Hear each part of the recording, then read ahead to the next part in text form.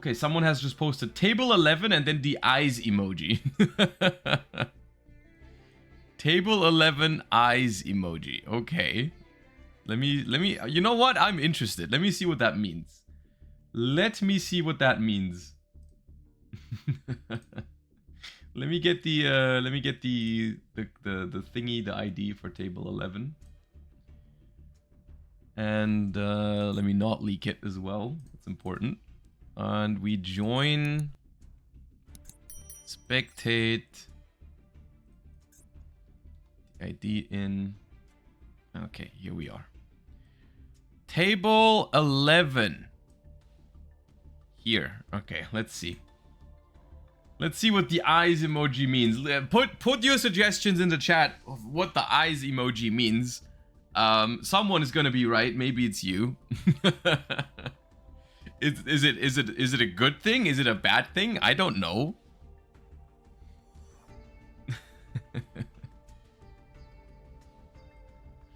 But it is the feature request we got, so let's see. Snake eyes? I don't think it means that. I don't think it's that. I think it's either gonna be something I'm gonna find really cool or the exact opposite. I think it's one of those two. Do you have to be from Europe to play Challenger Cups? No, not anymore actually. It used to be like that, but now there are other Challenger Cups as well for NA people. You can go, I believe we have a command for it. Didn't someone make a command for it earlier? I think it's ! Challenger Cup for the links to the different Discord servers. Anyways, the round has started. Begin, everybody, begin. Wow. You have to join different. Yeah, at the moment, the Challenger Cups are separated. There's NA Challenger Cups and there's European Challenger Cups, and you have to, you know, join the ones where you're from. Yeah.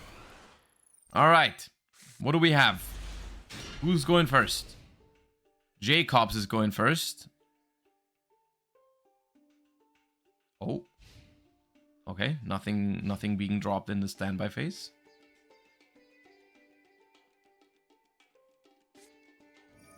Heart of Extravagance. Now, what does this mean? Labyrinth, flu, stun. What are we? Oh. Okay.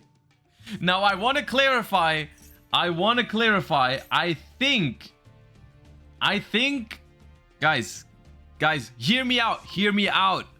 This has nothing to do with the eyes emoji, because the one that submitted the feature request with the eyes emoji, that was the opponent.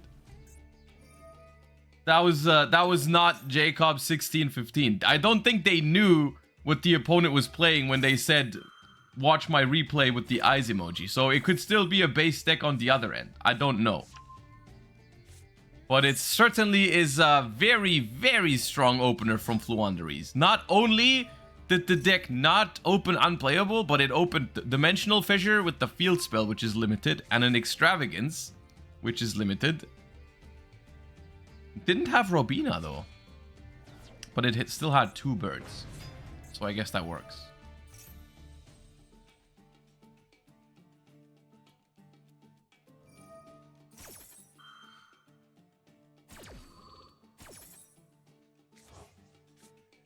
So Stree, Empen, Trap has been acquired. See what the opponent is playing. See if we have a chance against this setup. Let's see how good Dimensional Fissure is against our setup as well. 2 set cards. That is a very strong opener. Now, and a monster? What is this doing here? Okay. Maybe that's a maxi and we can't use it because we're on a Dimensional Fissure. It might just be a monster that they want to use as tribute material. Pearl of Rhino. Now that is a very, very, very good Dimensional Fissure, it seems like.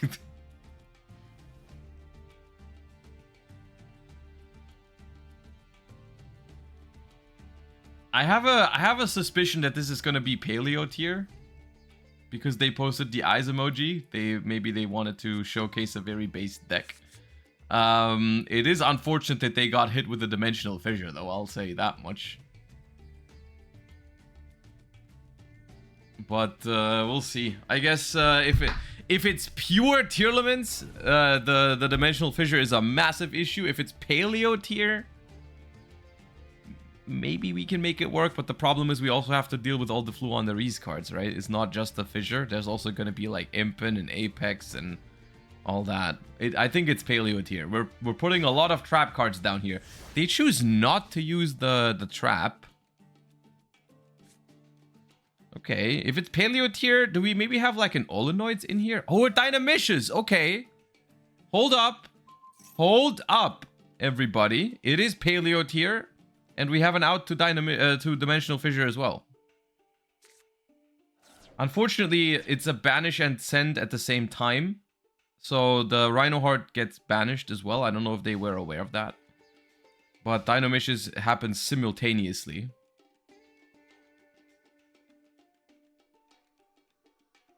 Or even rather, no,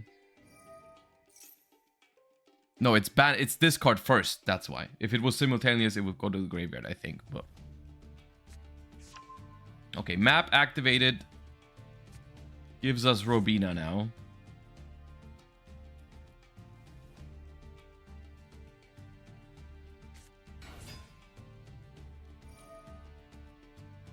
It could be a backjack face down, yeah. Stree on the Paleo is very dangerous, though. Because if you can chain a trap card and then chain the Paleo, the Stree is not going to resolve. But I guess because we have map, we have a normal summon still. But you can make this Stree not work. If you just... Okay, we just chain Sullick and see if it works out. You know, if they do nothing about it, we can bring back... Yeah, we'll bring back the Paleo. And the Stree is not going to be able to banish it. And therefore, you also don't get another normal summon. But we do have, it doesn't really matter that much because we have map, so we can still normal summon the Robina or Egon, whichever one you want to start with.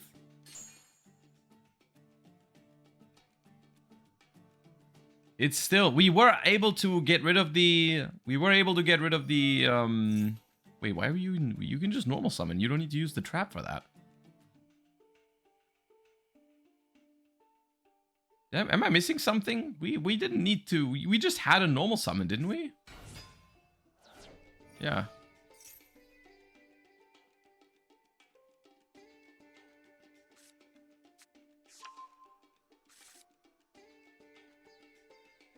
I'm not sure why we used the trap card for that.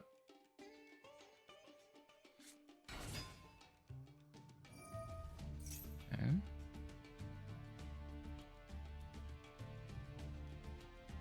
Now, I wonder what the set card is for the opponent here.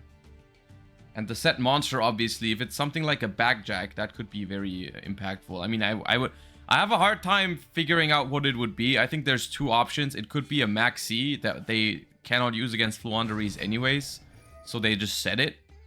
Or it could also be a backjack, which would obviously be a little bit better.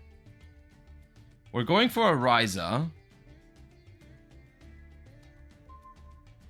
Getting rid of the Sullick. Okay, one of the cards that was not threatening at all. Putting the trap card back into the deck. Okay. And chaining Stree. And then chaining the target to book the Paleo. So that the Paleo is now reset and goes into the graveyard instead of being banished. There are things happening here that I have a hard time understanding. And we bounced Pearl or Rhino back to the hand. So that they can use it again next turn.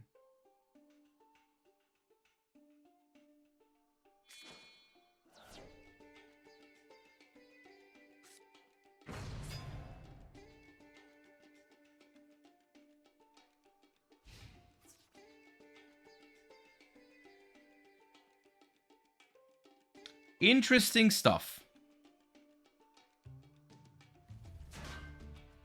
So normally, this Paleozoic monster would be banished because it was summoned from the graveyard.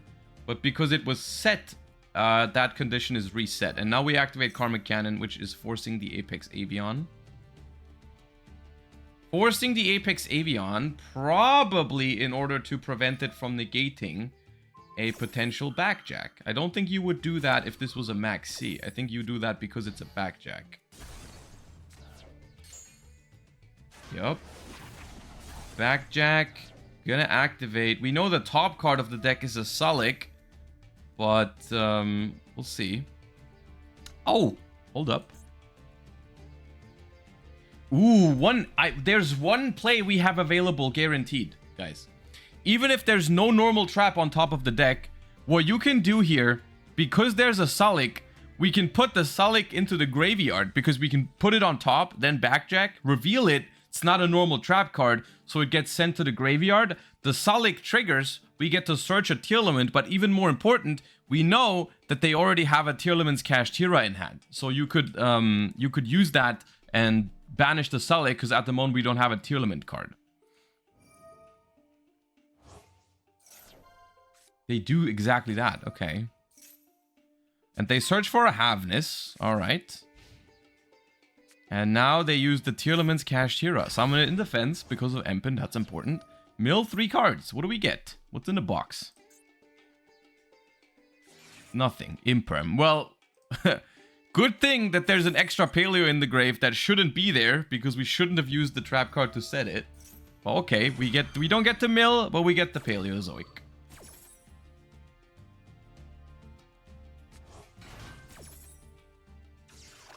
Fast forward, please. I think you have a hard time understanding what the word live means. This is a live. We're watching this live. Only because I paused for 5 seconds doesn't give me much of a room to fast forward. I can't do that. Not that I would, but...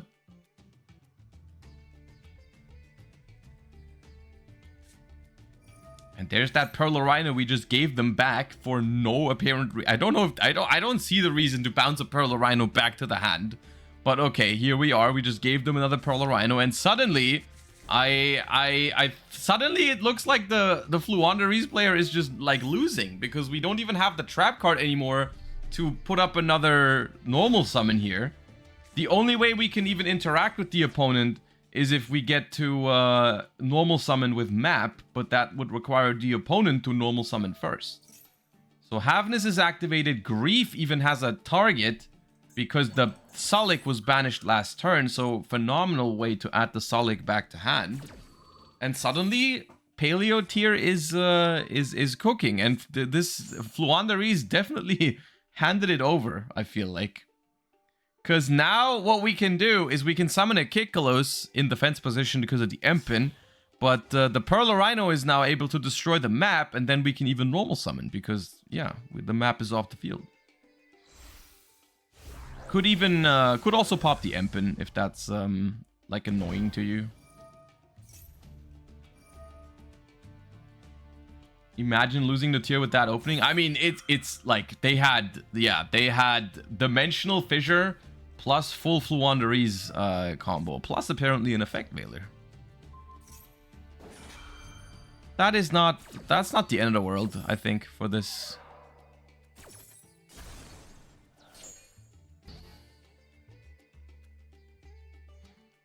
Okay.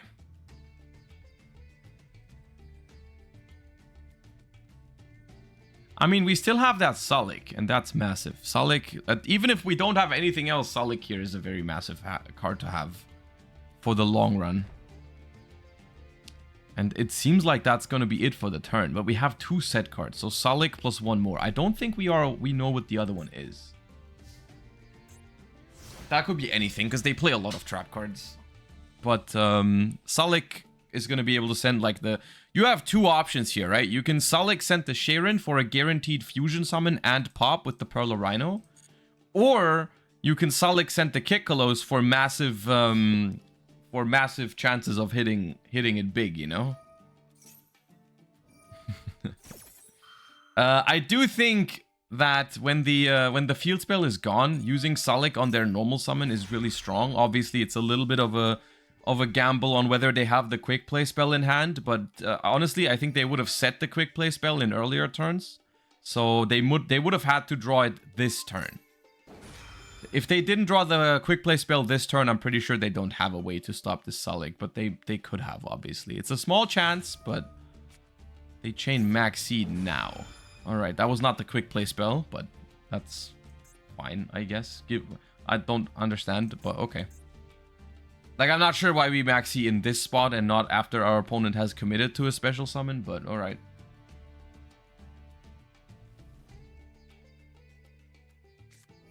Chain rise to full height on Kid Kalos.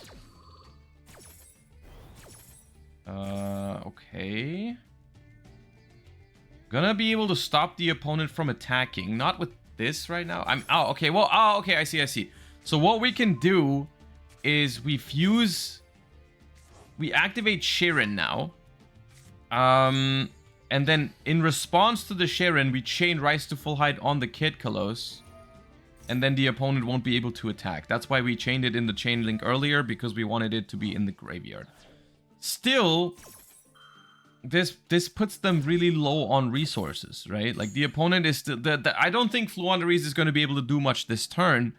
But in the long run, I mean, what are we fusing into here? A Dragostapelia? A Rule Kalos? It might honestly... It might have been Rule Kalos, because... Rule Kalos is normally a very bad card against Fluandereeze, but... now we have no more Tearlament names, right? And Rule Kalos could have just at least been a Tearlament name to reused Sullik. But I mean, Dragostapelia also negates their effects, so I guess that's fine. They always enter the battle phase, and now it's like, why is the game bugged? Why can't I attack? Why can't I attack? They are trying to figure it out furiously. But they will never find out, because they're playing Fluandereeze.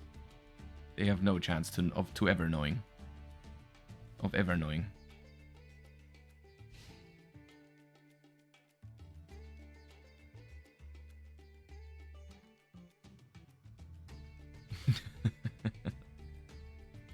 Okay, we have to pass it over. This is still... if they don't draw a good card here, like a Rhino Heart or something of the likes, this is still looking kind of good for Flu, I think. Even though, I mean, Dragostapelia is a monster negate every turn. And Fluandereeze needs to pick up a way to avoid that, right? They need to pick up the quick play spell at some point.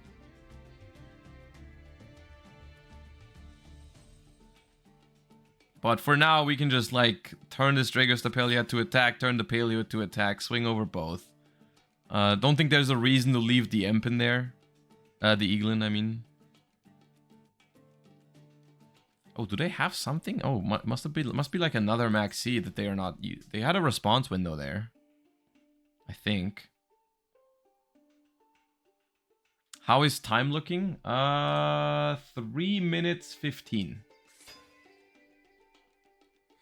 3 minutes and 15 seconds. And this is first damage here, at least. You know, that's worth something. Yeah.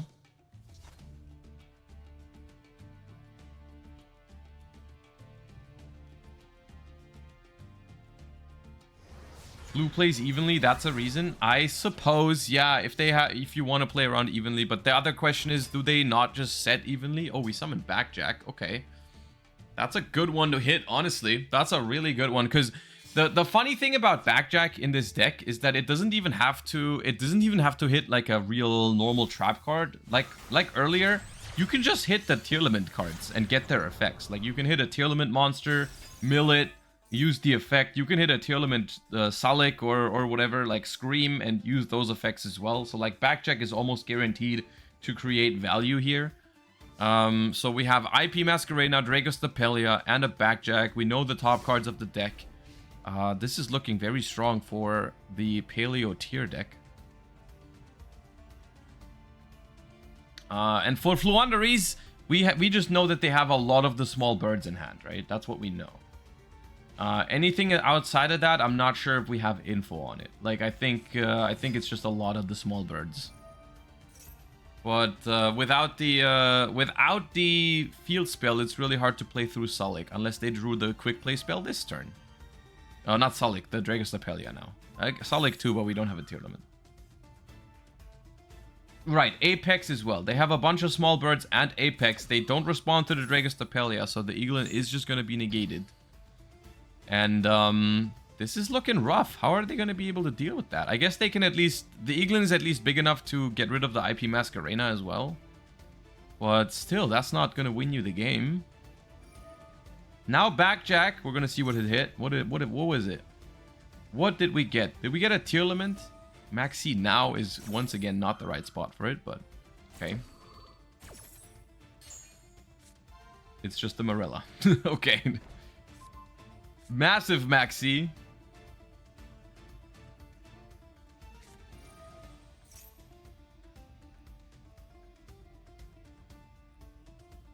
You know, sometimes in Yu-Gi-Oh, even the player that opens Dimensional Fissure against a Tearlament deck and opens Maxi, Effect Veiler, Impermanence, plus combo, plus Flu Field Spell is not the player that wins. Sometimes it is like that.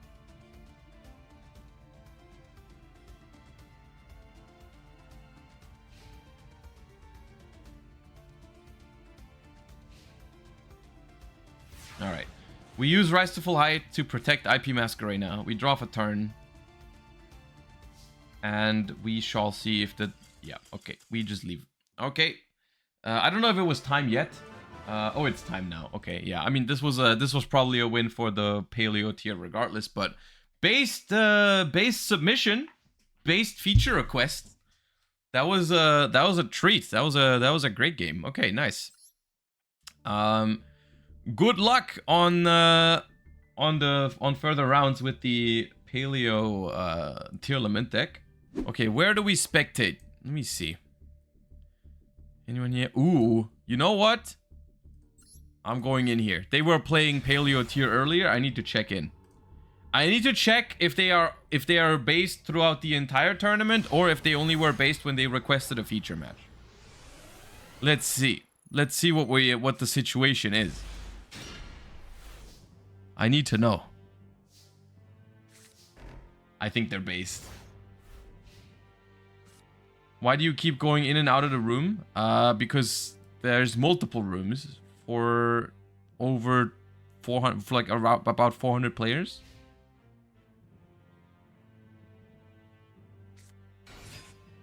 How do they do it, man? Every time. I never have it.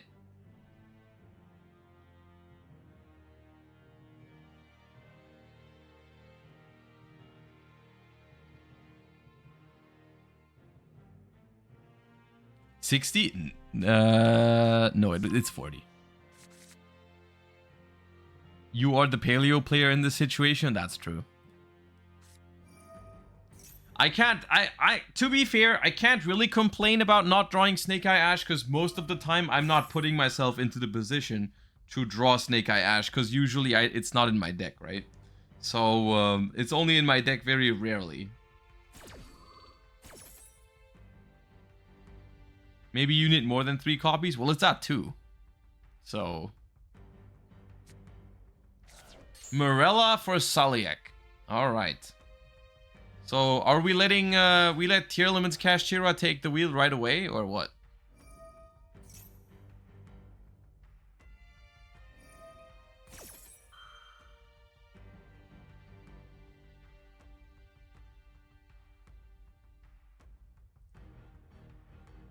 Lost Wind on the Poplar. Okay.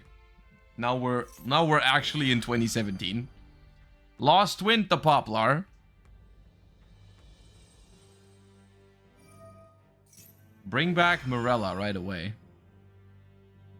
Do you think Tier is back in Tier 1 because of Horus package? No. I think Tearlaments is playable in Master Duel. I think Tearlaments was playable before Horus. I honestly don't even know if the Horus cards are the most optimal way to play Tearlaments. They're good in it, but I'm not sure if it's the best version, to be fair. Like, I think it's not, like, I don't think it's a strict improvement, is the best way to put it. I think Tearlaments before Horus cards was already, like, playable. It was very luck reliant, But I think the Horus version is like it's fun. I played it, but I don't think I don't think it actually makes the deck strictly better. All right, Tearlament's Kashtira, Mill 3, take the wheel. What is it gonna get? What are we gonna get? Dude, are they thinking about ashing it? No. Okay. Ooh, a Paleozoic and a Backjack. That's good. That's a good mill.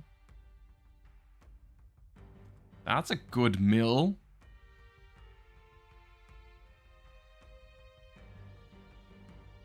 And we're allowed to rearrange the top 3.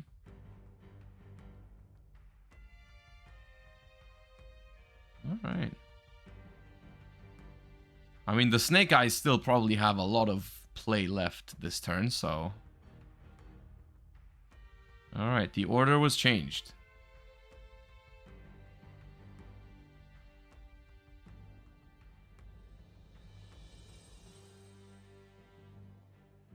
Are you going to try Lightsworn Tearlaments in the TCG? Maybe.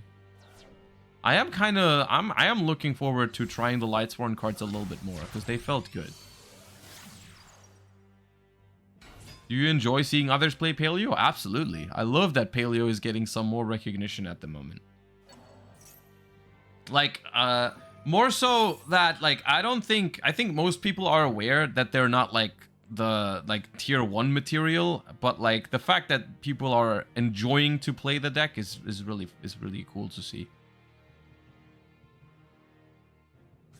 Okay, Dynamicious onto the Snake Eye Ash, making it so we can't tag out, basically, meaning we require an extender, but, like, any extender will do it.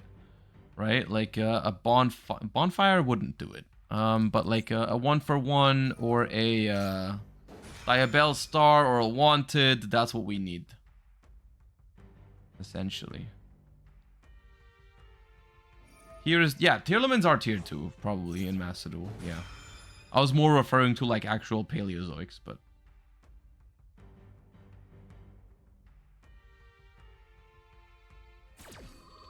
Backjack hits a Morella. Okay, Morella. Morella for rollback. Can't really copy anything super impactful outside of another Dynamicious, but we... Oh! Sharon.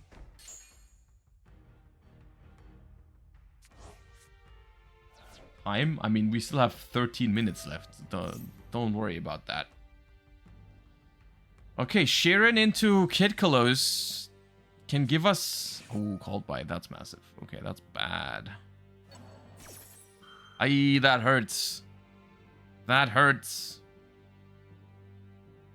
That hurts for multiple reasons. That hurts because I think the most likely way to play this turn was the following. Sharon fuses into a Kid Kalos. Kid Kalos searches Havness. Then Morella sends Rollback. Rollback copies Dynamicious. Dynamicious discards the Havness. And then the Havness fuses into a Rule Kalos. That way you have... I think that would maximize your disruptions. But now, Called Buying right at the beginning of this stops basically all of that.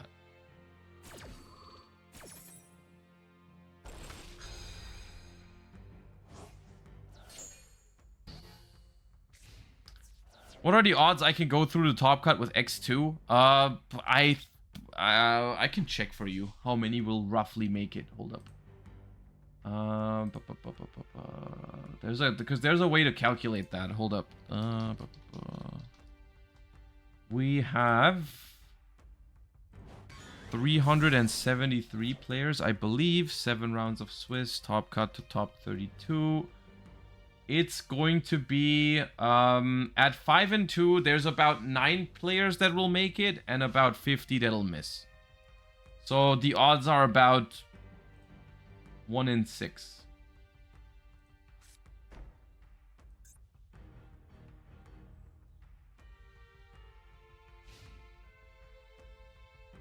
Depending on tiebreakers, of course. Oh, but we don't have the extender. Okay.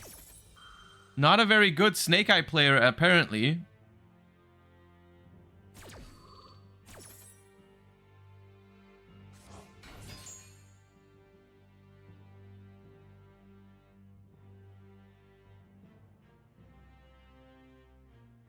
only 2 more rounds, might as well try. I mean, yeah, it depends, right? How much you, if you want to play 2 more rounds and just to try it. I usually just try, but it depends. If you have something else to do, then it's very, very much your decision. But it's possible. Okay. Morella is being used. Sense Terrific Karma. Dynamicious returns. We get Pearl Rhino in hand, and suddenly it's looking very, very strong. Paleo tier just never loses on a Josh Challenger Cup. Write that down. Write that down. The deck just can't lose. I mean, it's not over yet, but I believe.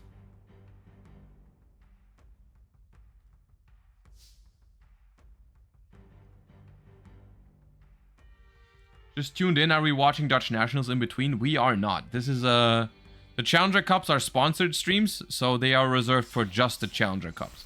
We'll be talking about the results of Dutch Nationals at the start of next week, for sure, though. But, yeah. Alright, Opabinia detaches.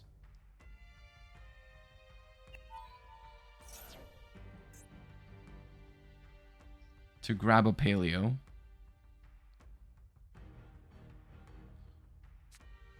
Are we rolling back any transactions? It's like there's like 9.5 minutes left, so paying half here would be a little dangerous if we can't immediately put up enough damage to be ahead on life points.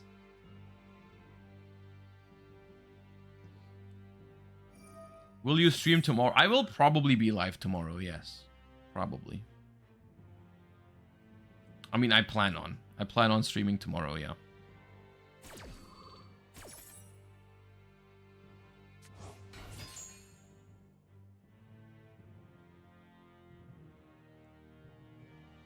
Chimera is undefeated? Oh, really?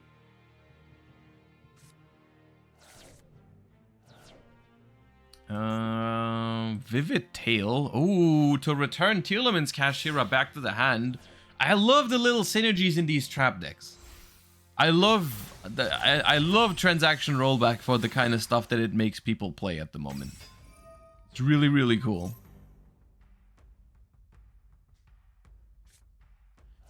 Crossout gets sent for the Cambo Raster to grab another Paleo Trap. Dynamicious. Ooh, Dynamicious to banish the Link Karibo. Get rid of it for good.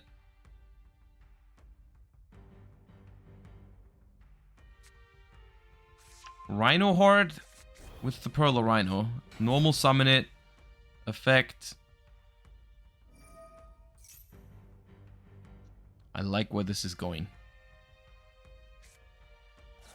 I like where this is going.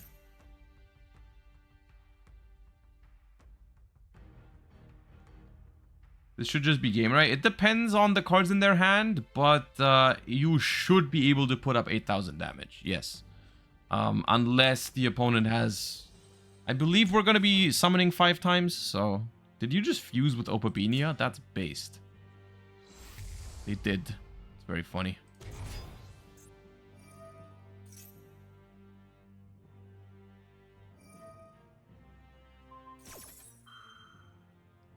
How do you mill better, guys? Just, you gotta believe. You don't sound like a believer, you know? You're not gonna mill great with that attitude.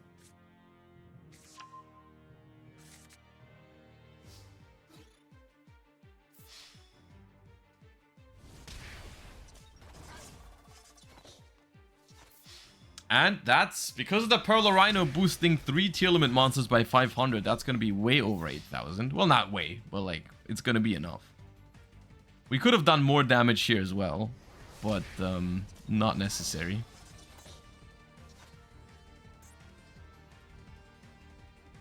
And Paleo tier takes another round. It does take another round. And now now I'm happy. I'm just happy about that. We can hop into this one. We can do both. We can watch the Paleo tier players still, because the round is still going for a little bit, so we don't have to go into a break before top 32 just yet. We can just hop into another match. All right.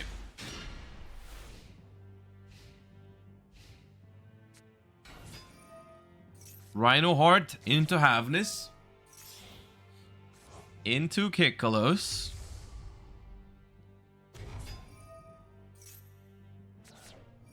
Into Tier Cash. Into Backjack and Dynamicious. Into mill 5 more. Into mill 3 more. Nothing there really. Just Salic, some Paleos. Okay. Average. Mothman. Mothman hits. Roll back. Okay. We're back. Okay, Masquerena pass. That's not the craziest opener. It's a Tearlament mirror match. Okay, it's Horus Tearlaments. I wanna remind you guys just how based Josh Challenger Cups are, okay? Because both of these players are guaranteed into top cut, 6-0, haven't lost a game yet, and this is the decks that they're playing, okay? Literally the best Challenger Cups out there.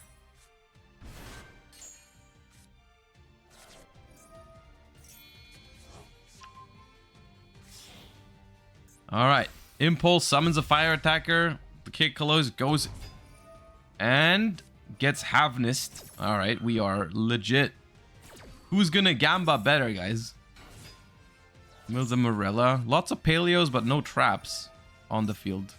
Just one Dynamicious. Banishing Kikkalos, though. Chains Morella. The Mazarike has a Shuffler. Backjack being discarded for Dynamicious. That's Backjack number 3. Daruma plus rollback in the graveyard. Yes, the problem is that we have a Shuffler, and the Shuffler basically checkmates the rollback. Because whenever they roll back, you can just Shuffler the target, and then it doesn't work. Alright, SP Little Knight hits the field.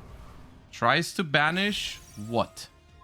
The Redoer. Interesting. Honestly, SP Little Knight maybe could have just banished the Shuffler in the grave as well. But I guess it does work against the Redoer. You have to use both effects, though. Okay, Griefing. Into a Sharon. Sharon effect. I mean, the set card is just a Vivid Tail, so that's not going to stop anything. Looking rough. On the Havness, Vivid Tail being chained to get the Havness back into the hand. The Morella returns. Alright. Vivid Tail returns Havness. We can attack over. We go... Yeah, the Shuffler prevents this one. Getting rid of the Vivid Tail as well. Massive. Banishes the Morella. So we're back. We're down to Morella on the field. SP returns. Havness in hand. Redoer attaches. We chain have. Ooh, I'm not sure if I like attaching with Redoer. I guess there's a lot of traps. Rollback and Scream was milled. And we attached Rhino Heart. Oh, it's a disaster. Paleo tier. I mean, it's not. It's good. It's a good thing. It's a good situation. Morella for Trivi Karma, for Pearl of Rhino, for Rhino Heart. I mean, we're just winning now, aren't we? Dark the Dark Charmer, normal summon Rhino Heart, Sharon. Into Rule Colossus. Destroy Kaleido Heart. Kaleido Heart tries to return. Rule Colossus stops it.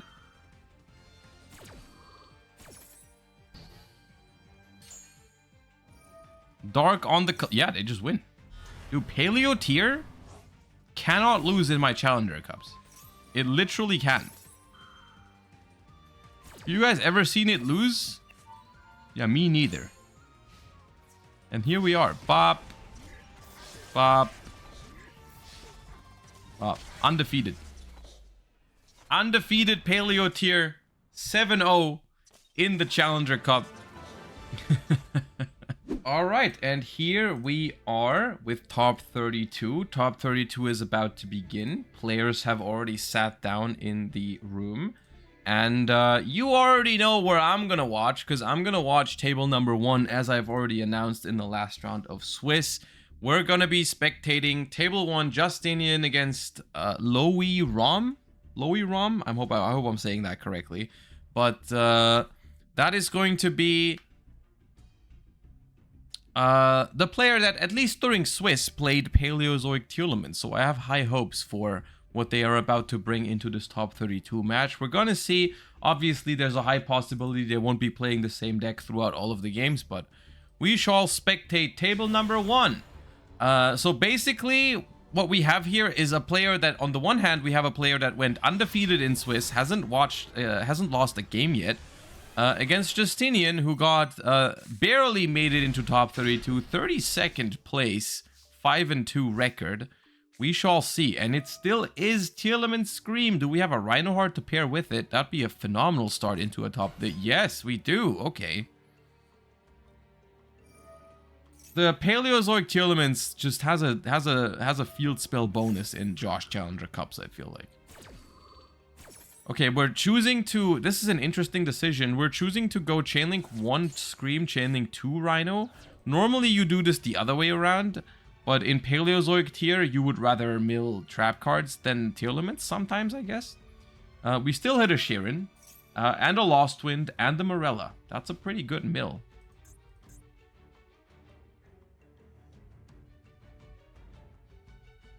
Are we allowed to go into Kid Kalos? It looks like we're allowed to go into it. There is a Maxi being chained, though. However, that is honestly not the biggest deal for this particular deck.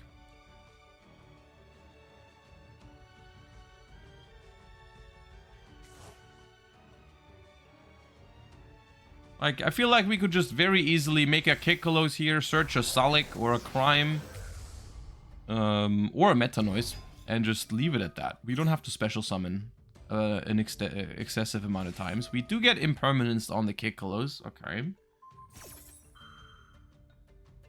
Is it 60 or 40? 5, 6, 7, 40. It's 40. It's clean 40 cards in this Paleozoic Tearlament.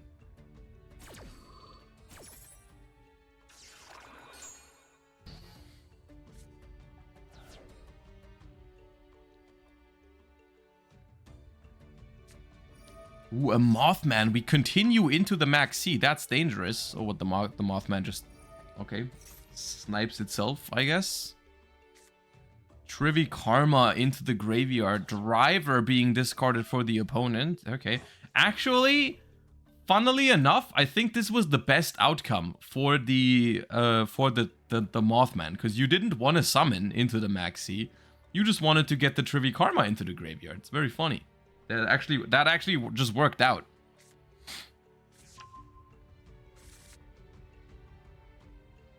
It did allow for the opponent to cycle the driver into a better card, but still.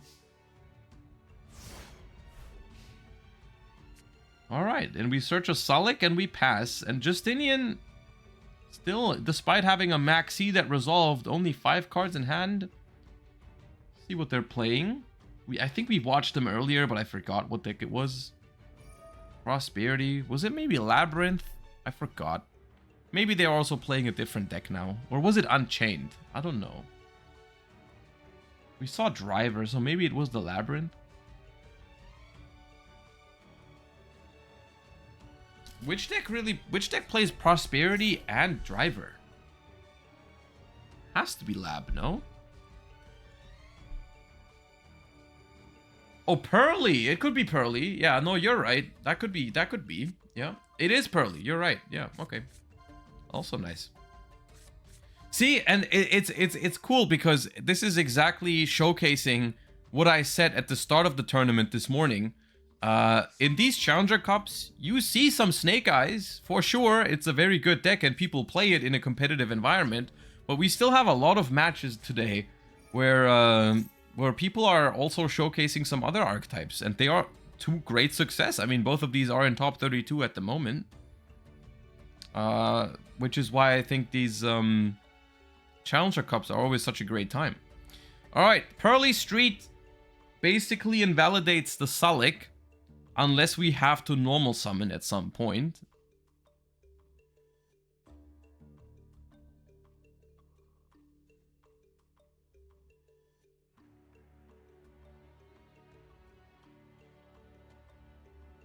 But, I mean, I'm assuming if they pick up the Pearly Street... Did they pick that up from Prosperity? Yeah.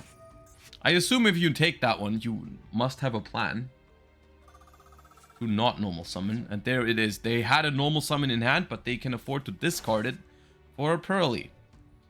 Well, there's two back row, though. One of them is a Sullick, but what's the other one? And there's also still a Tearlament Scream. Music. Is the music too low? I have in-game music turned on. Meta Noise. Okay, it was Meta Noise and Sheeran. Nothing too crazy.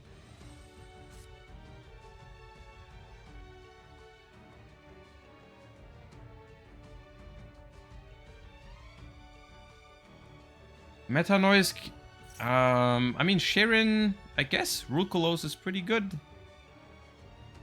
It's Rulcolos or Mud Dragon. Probably Rulcolos.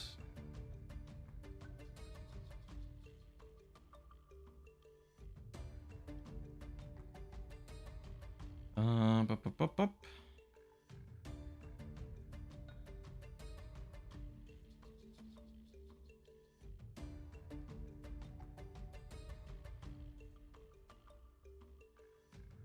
Stapelia? I mean, theoretically, Stapelia is an option. However, with the Pearly Field spell on the field, I would not suggest going into Stapelia. But theoretically, you're right. You can make it. Practically, I think Rulcolos is the only one that really makes sense. I guess... Oh, Kaleido Heart. No, actually, yeah, Kaleido Heart is good for the field spell. I like that one. I like that one a lot, actually. Because that means we can now use Sullick. That's pretty neat. That's a good one.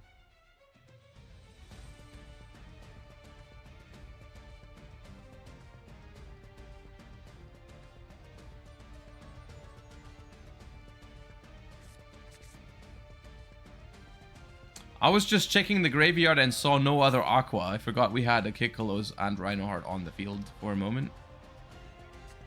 Pearly to rank up is going to be stopped with the Sullick.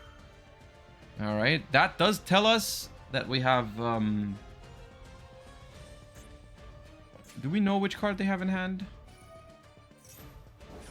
Which one did they hit? They hit Sleepy Memory. So we know about Sleepy Memory. Morella returns because Sullick was activated. Sullick stops Pearly from ranking up. Kaleido Heart is going to be able to come back from the graveyard. The problem is you can't really send any great Paleo card here. Tearlament card.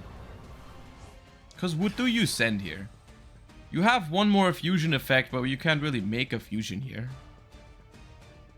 With the graveyard setup that we have, there's only a Mothman. Like, you can make a Mud Dragon with that. I guess if we have a Tearlament card in hand, we can make Kikolos. But yeah, you just go for mill 2 here with this. And now if we hit a Tearlament now, we can make a... Okay, Rhinoheart? Is that live? No. They milled Rhinoheart and Impulse with the Tearlament's Kashtira. But doesn't seem like anything is activatable here. No rollback, nothing. Morella is Aqua. Morella is Aqua, but you can't fuse with the Paleozoics in this deck because they are unaffected by monsters. And that does count as activating, like, affecting it, right? Like, you can't poly... Because those are monster effects that are trying to fuse with it. That is a card effect, and so they can't be used for it. That's like the one missing interaction or synergy between the two. Besides that, it's a very synergistic deck, but that interaction is not very good.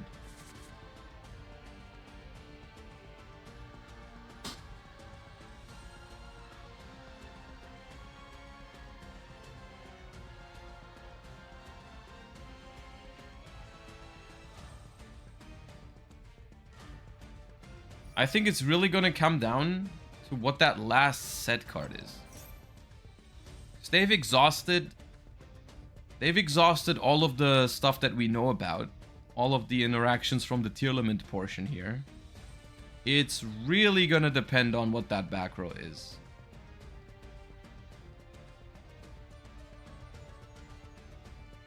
We do not know what it is. We have to wait and see. It was just one of the cards that they drew. It's a Karma Cannon. That's probably one of the better ones for it to be. It's a pretty strong card.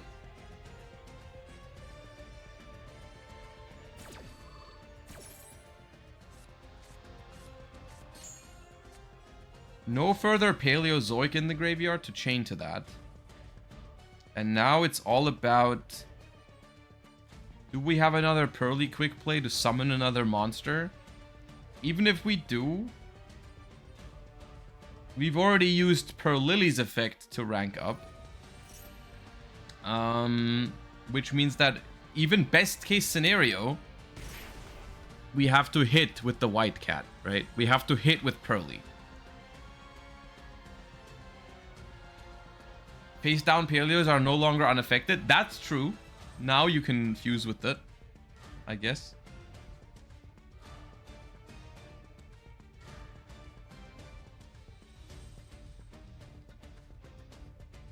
So we're gonna grab a quick play spell here, right?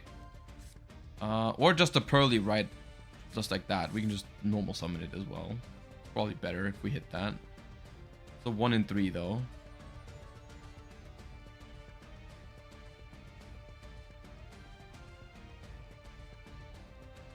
So, they're gonna have to go ahead and, well, it's hard to say because it depends on whether they hit the normal summon or the quick play spell. Either way, they're gonna get to a Pearly. And then that Pearly probably needs to hit a good card off of the top. Because, honestly, I'm not sure how good it even is to... Even if they get into an Exceed here, what are they gonna do? Are you gonna Zeus this board? It's a Sullic and a Scream. Like, after you Zeus, they have almost the same amount of cards as before, and you lose the rest of your field. Like, how are you winning from there? Right? Okay, they decide to not go for it. They just don't go for it. Passing the turn. So, flip Kaleido Heart, flip Morella. Do we have more? We have Grief. Oh, that's massive. That's so good. Do you have Maxi for that or not? Maxi or Ash would be necessary here. If not, okay. That's very strong. Summon Havness, send Havness, trigger Scream, trigger Havness to summon Kekalos. Trigger Kaleido Heart because an Aqua was sent to the graveyard. Removing my friend Pearly from the field by shuffling it into the deck. Paleozoic Tearlaments are not able to be beaten, I don't think. Dude, nothing would make me happier than if this deck wins another one of my Challenger Cups, I'm not gonna lie. I'm not biased, but that would be dope.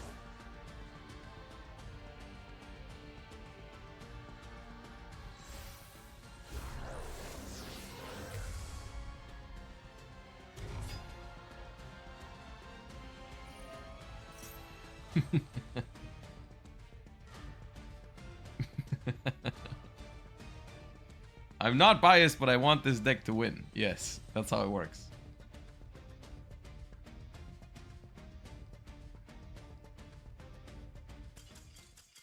And they do win game number 1. Okay. So what we're gonna do is we're gonna instead of just jumping into a different one, because it's best of 3 now, we're gonna wait and watch game 2 of this match to see what the players are doing to adapt to the situation, right? Like, are both of them gonna stick to the same deck? Who's gonna be able to go first? Because the opponent, Justinian, gets to decide now on whether he wants to go first or second, or they want to go first or second. And we'll see how the players react to that, right? Because I don't know how confident they are in the ability of going second with the Paleo tier deck, right? Maybe if they expect the opponent to go first, they want to play a different deck. We'll see. We'll find out. They have 2 minutes to decide and then go back into game 2. What deck would you change into assuming your opponent is going to play Paleo tier? See, that's the other thing. I doubt that the opponent has like a super easy pick ready to go, right? It's not a deck that you expect to face, I think, for top 32 or whatever. Like it's going to be very interesting. I think it would just be like, it would just have to be something that's really good at starting in general if I want to go first, right? Branded? I guess branded would be good. Yeah, we haven't seen any branded today yet. That's interesting. All right, anyways, a lot of yapping. Let's hop into game 2. See what they do. Justinian has selected going first. Okay.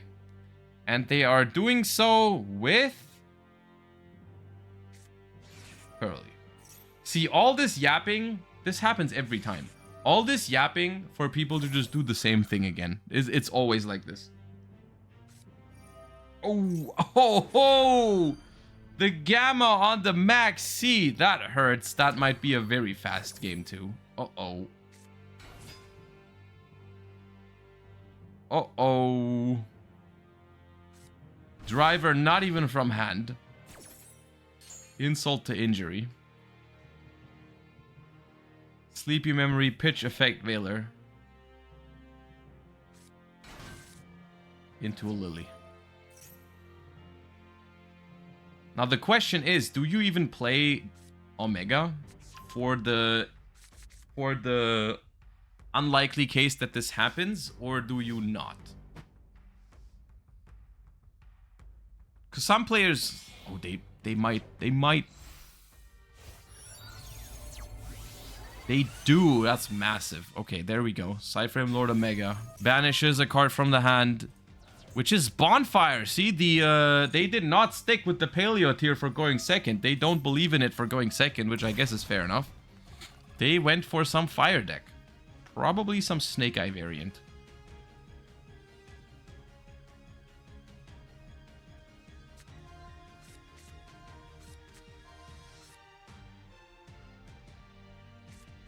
Now, Paleo tier would not have gotten Gamma. I'll say it.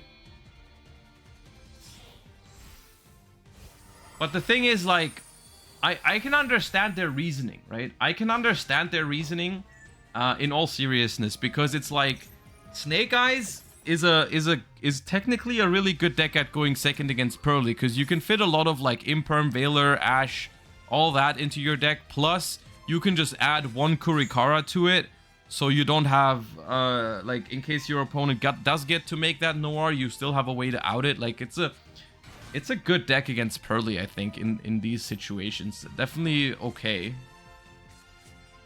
And the opponent put Dimensional Fissure into their Pearly deck. It's very funny for going first. So even if you don't, maybe you don't swap the deck around, but you swap some cards around. Is probably what happened here.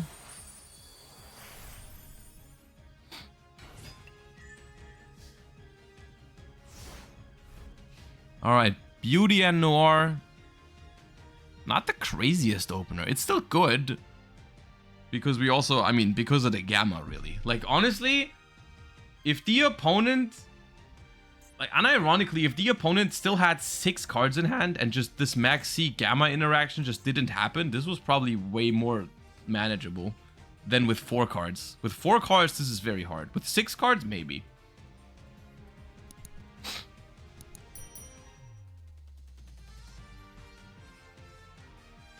How many draws is this? One from this, one from... It's not even... Yeah, it's not that many draws.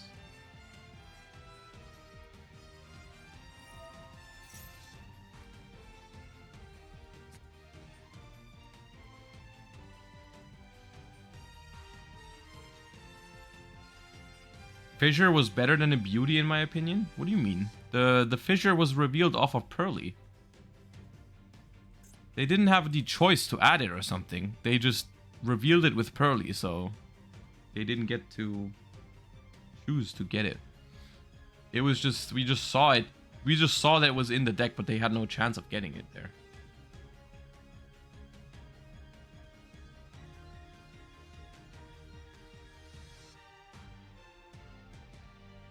Okay. Now what? Now what? Okay, they choose not to rank up. They have the trap card, right? Am I tripping? They have the trap. They do have the trap. Okay, they choose not to rank up. Monster Reborn. For Driver. What is happening? Driver to attack over the beauty, I guess?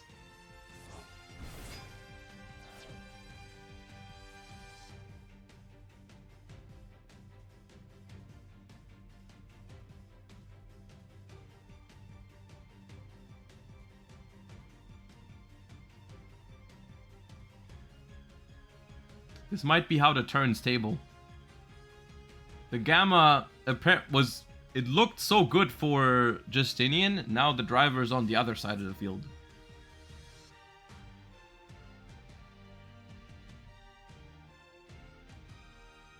Playing around Kurikara. I mean, they can get Kurikara right now, right? Because... Alright. Leap.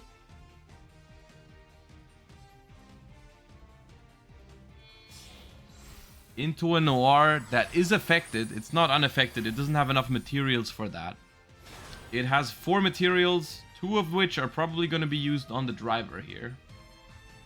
To save the beauty.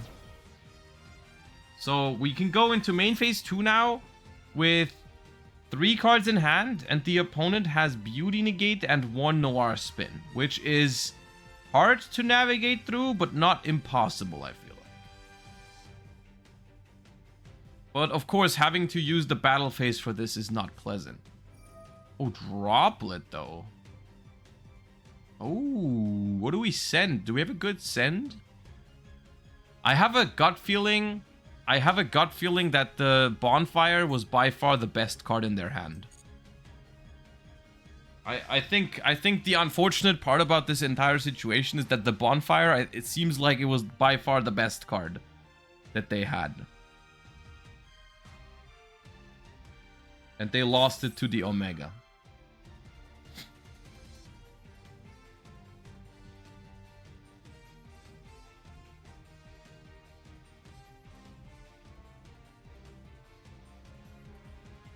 But Droplets send a spell card. You can just chain Noirs again, right? To put the driver back.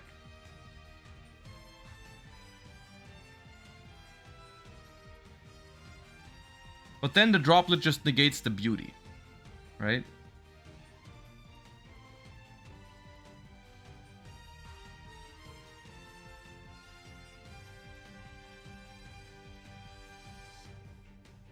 Ash must be the last card in hand. Yeah, if Snake Eye Ash is not the last card in hand, I don't know how this is gonna work out. Okay, so Droplet resolves, gonna negate the Noir, and then the driver attacks over the beauty. My friend Pearly triggers, so they're gonna have a bunch of quick play spells next turn. Well, a bunch, too.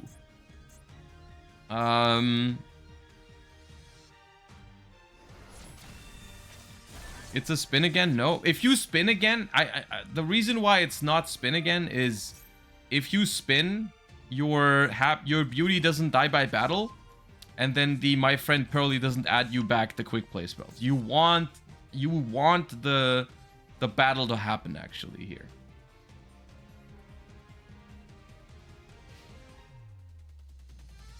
Well, what is the card in hand? It's Snake Eye. Oh, spin again would have sealed it in this exact case. Uh-oh.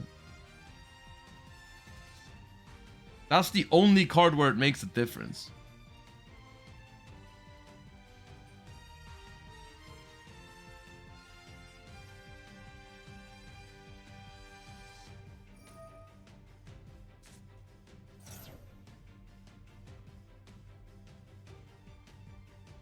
No response.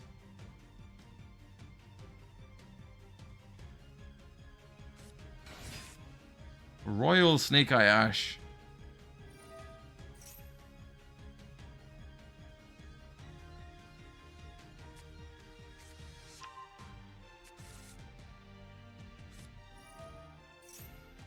Okay. We are in main phase 2. We're not going to be able to win the game this turn. Justinian has a decent amount of cards in hand. We know there's 2 memory spells as well. Can recycle the Pearly monsters with the trap card.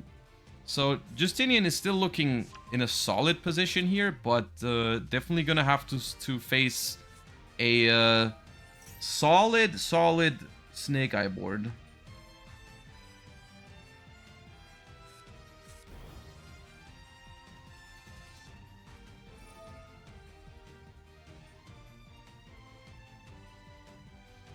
Ash effect to tag out now. Interesting. It's a little early, I think, to get a Flamberge into the grave, because now you can Flamberge to revive twice, but you don't have a target for the Oak yet. Seems kind of a waste. I don't think you want to Reborn with the Flamberge here. I think you want to link first.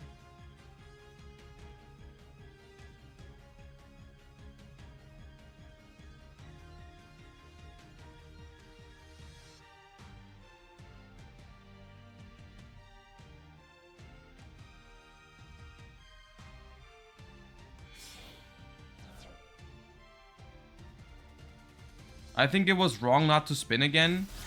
They generate a lot of advantage. I think you guys are I don't think you understand the situation.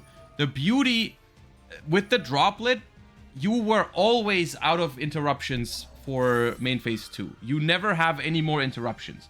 What happened? So there's 2 scenarios, right?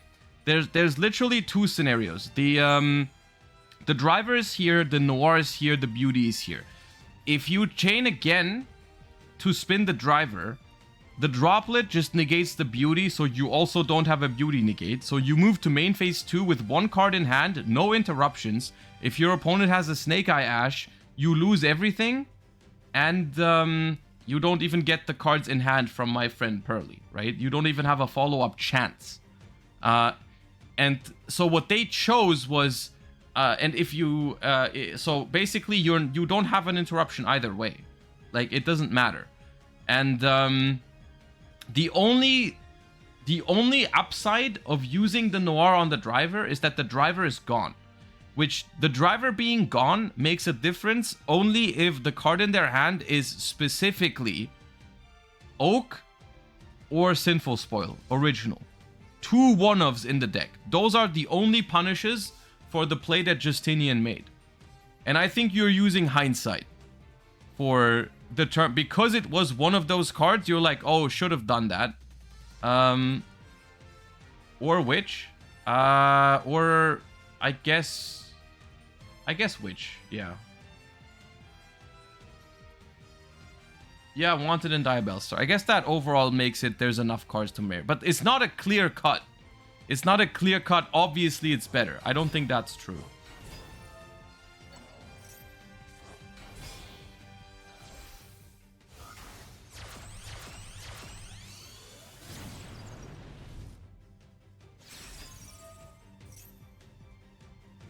The upside of getting Pearly spells is worth considering. That's what I'm saying, yeah. But I think with Wanted and Witch in the equation, it's probably likely that you want to get rid of the driver, but still.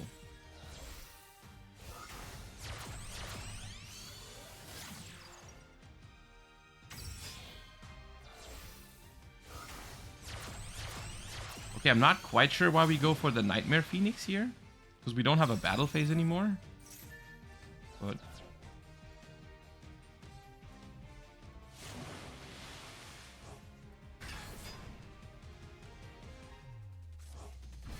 the fire for a princess? Yeah, but didn't we just...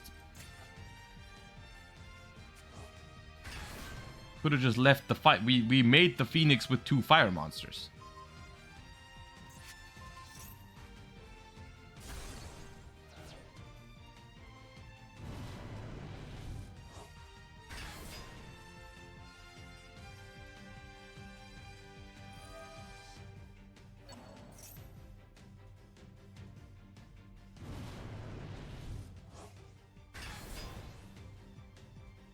Now, it's kind of... We have to get the Promethean off the field. Otherwise... Yeah. Ita... Yeah, I think the Nightmare Phoenix was a small slip-up, but we'll see if it actually ends up mattering. We didn't need to make the Nightmare Phoenix because we didn't have a battle phase anymore. Maybe they forgot they already attacked, but it's fine.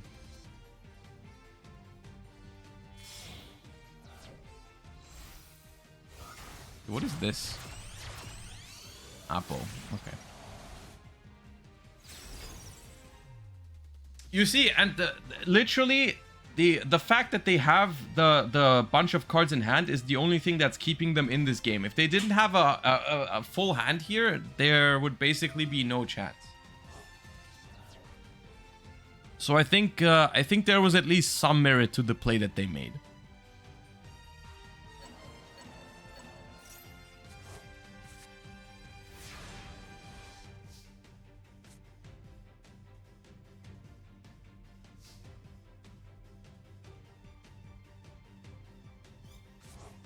Alright, Omega returns. Which can attack over the Apo. But the problem with that is then we are living another turn.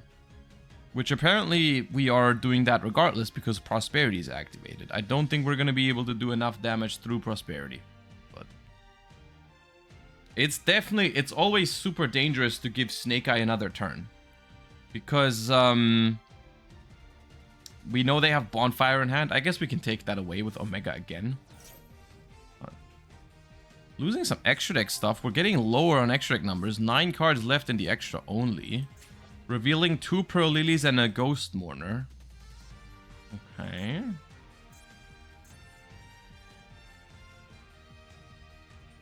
How long on time? I mean, it's 45 minutes per round. They have 9.5 minutes left. Okay, considering this is only game 2 though, they are probably going to time in game 3 if we make it to game 3.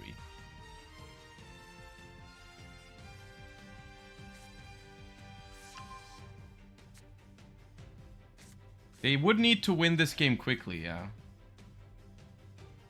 Otherwise, it's going to be one of those close to time, burn, gain life points fiestas in game 3.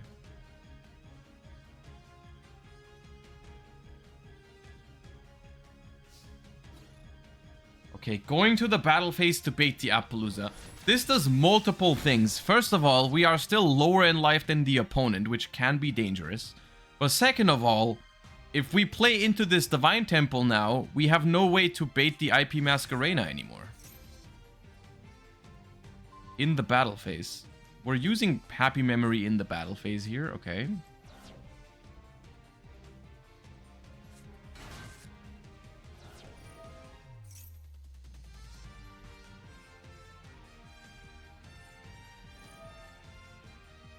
Bringing out the Flamberge from the temple. Did we take Pearl Lily or Mourner?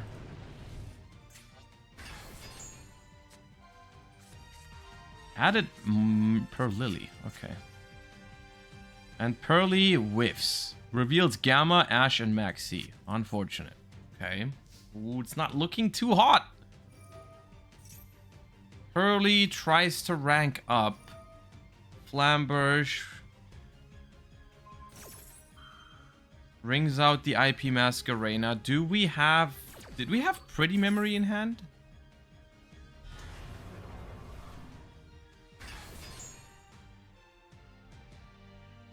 It is Pretty Memory. Okay, that's massive.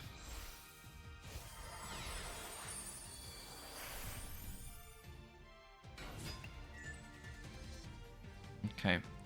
We can now attempt to... Oh, the Promethean, though.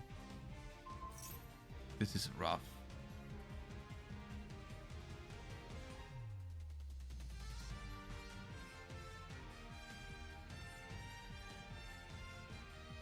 This is rough. What's the last card in hand? Is it a Happy Memory? I forgot which two I think it's a Sleepy Memory. Chain IP Masquerena. You have to beauty that. Yeah.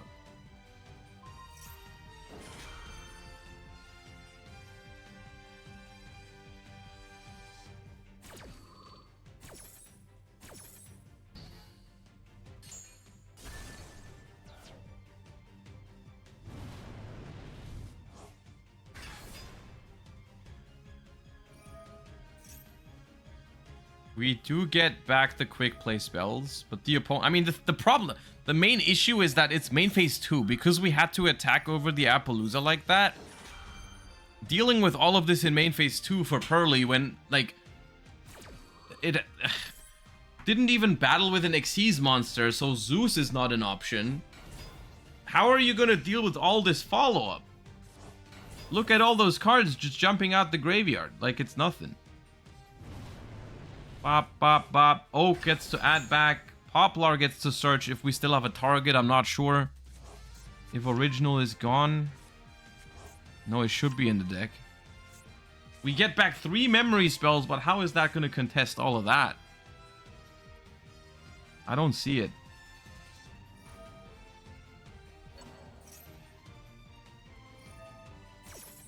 I don't see how... Like, we can... I mean, we're also running very thin on extra deck, right? I mean, we've gone through two beauties. I don't think you run more than 2 of that. So, can't even make another one of those. Usually, people only run 1 E Purely Noir. So, that's not an option anymore. We have, like, Plump. We do have Delicious Memory. So Plump is an option. Maybe if we can turn into a very, very big Noir somehow. Lily effect to add the field spell. At that point, though, the problem is the timer, right? Even if we can theoretically make a very big Noir that could hypothetically get us back into this game, the timer is on 4.5 minutes and we're down in life. So sitting on a very big Noir alone is not going to cut it. That's just one of the issues with Pearly. Like, even if the game is hypothetically winnable, practically, doesn't really work out. Right? Because we can, like, attach a Sleepy Memory here. Haven't even used my friend yet. Like, in theory, we can make a very big Noir, but the problem is our opponent probably still plays Goddess or Kurikara, so... Not reliable either. It's just overall a very, awkward spot. Plump attaches the pretty.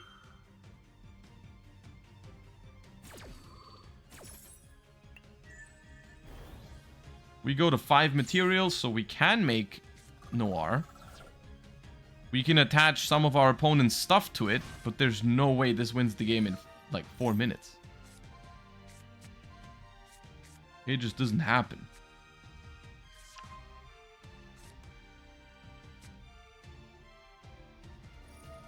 I can bring up the timer. Hold up. Let me...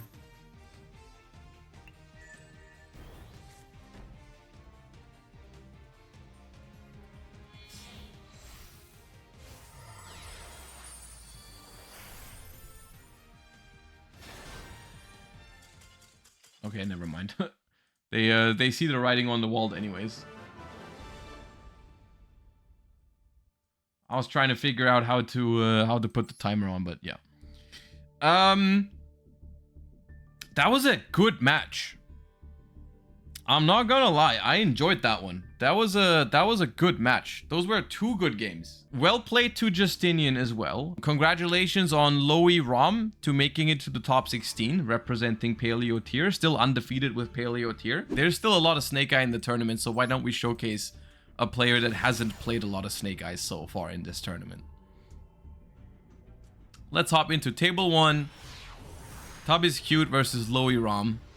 See what's happening here. Loey Rom has selected going first. Okay, let's go.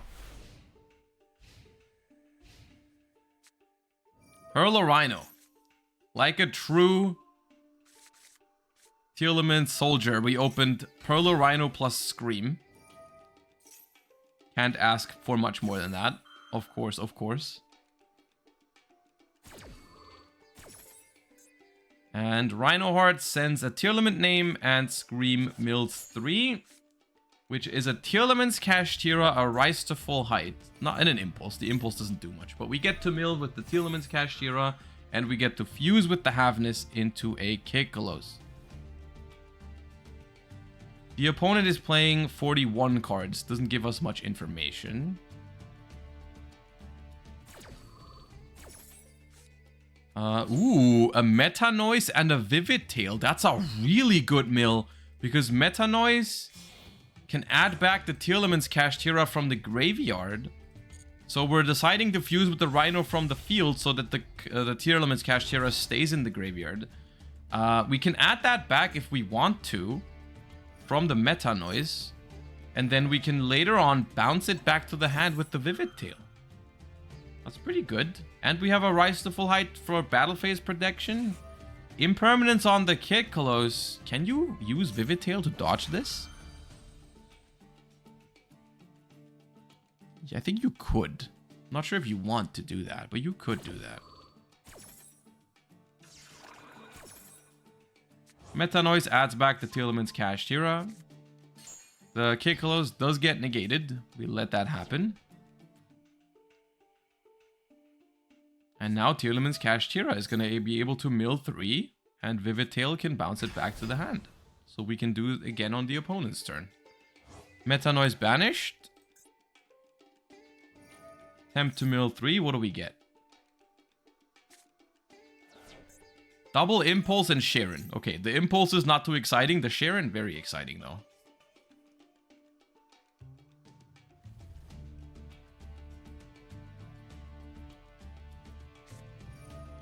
Oh, they were prepared. They came prepared. They knew what the opponent was playing throughout the tournament and put Bystials into their deck. Alright, Imperm plus Bystial. Pretty good start.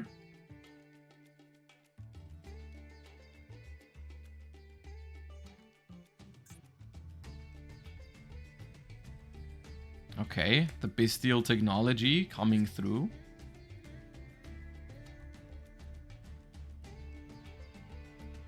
This is best of 3, not best of 1.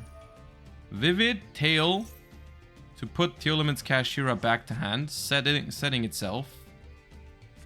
Setting another card, setting another card, and passing the turn. Alright. Still a pretty good setup, honestly, for an Imperm and a Druid Worm. Scream, Kikolos, Perlorino, 3 sets, a Tearlament's Kashtira in hand. It's a dangerous spot to be in, to play against that. Like, there's a lot of potential stuff that can come out here.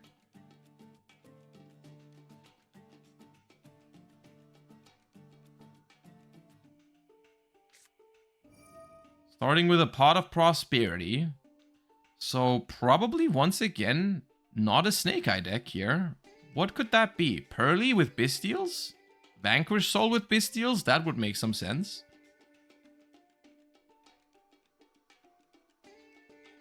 Yeah, Vanquish Soul does make a lot of sense. Or Pearly. But Vanquish Soul is one of the decks that naturally flows very well with the Bystials, right? Like, that's a deck that main decks Bystials a decent amount of the time, so it's not unlikely for it to be that.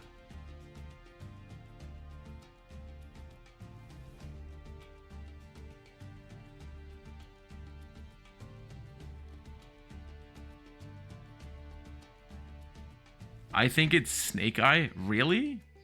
Prosperity, Bystial, Snake Eye? Not out of the question, but I would be surprised. My guess is Vanquish Soul. You're right, it's Snake Eye. How did you know that? Why is there a Prosperity and a Bystial in the Snake Eye deck? We just banished 6 cards from our Snake Eye extra deck. That seems excessive. We did reveal some pretty good cards, though. We found Wanted, Bonfire, or Ash. So it's basically, do you want a normal summon, do you want a Bonfire extender, or do you want a Wanted extender? It's pretty much whatever you want. My friend played against them earlier. Ah, okay. Alright, I guess. Fair enough. It's Snake Eyes with Prosperity and Bystials.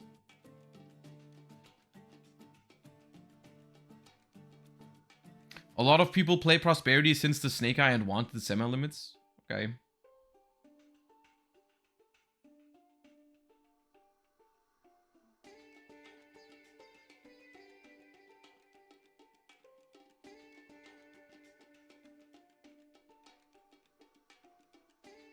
What do they even banish from extra? Yeah, I'm not sure. It'd be interesting to know, but... So they grab Snake Eye Ash as their normal summon. So when we proceed by doing that now, first things first is we're gonna check what the Tearlament's Scream is gonna mill, because that's important to know. Here we are, normal summon Snake Eye Ash. Now, did we maybe draw like a Sullik? Because that'd be pretty good. So Scream, Chainlink 2, Sullik, Chainlink 3 maybe?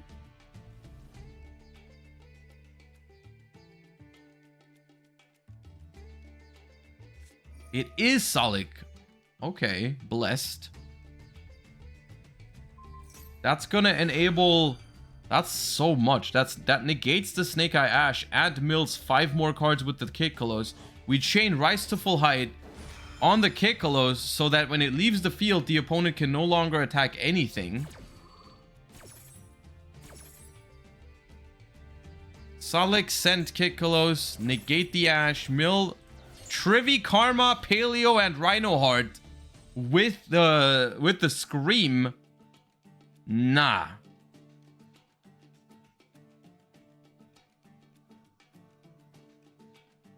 This is nuts.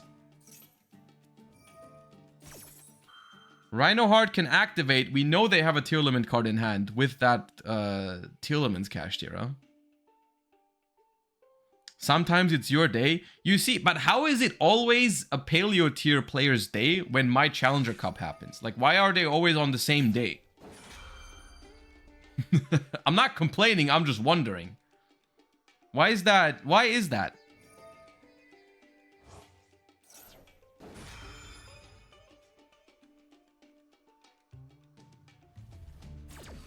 They get ashed on the Kikkolos here because they arrange the chain links in this way. I don't think they care too much.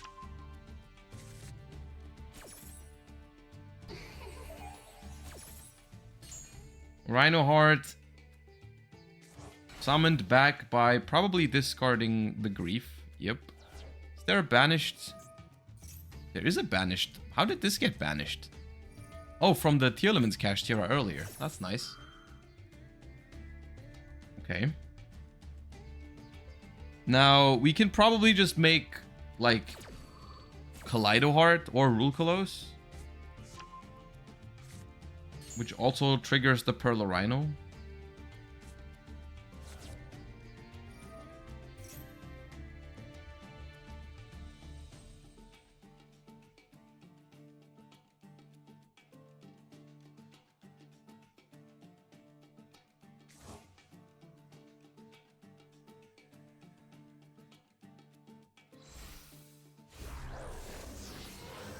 They do go for Rulkalos.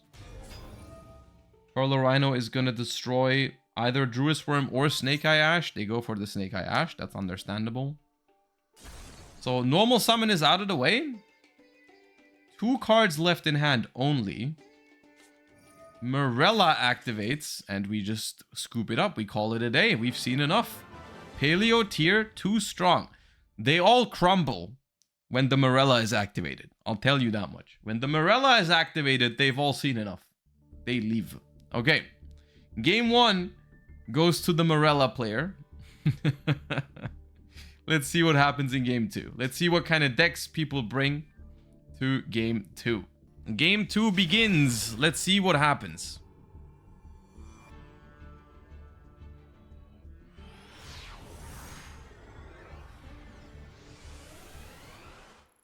All right, and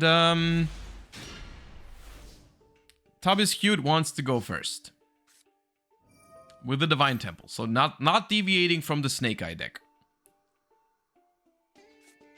Can Paleo cook Tenpai? Paleo auto wins against Tenpai.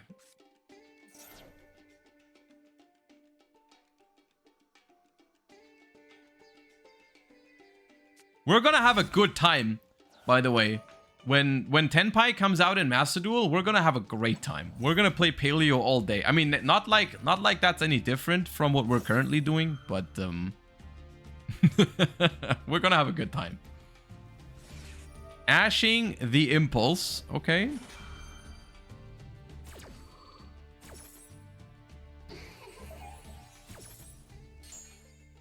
Okay.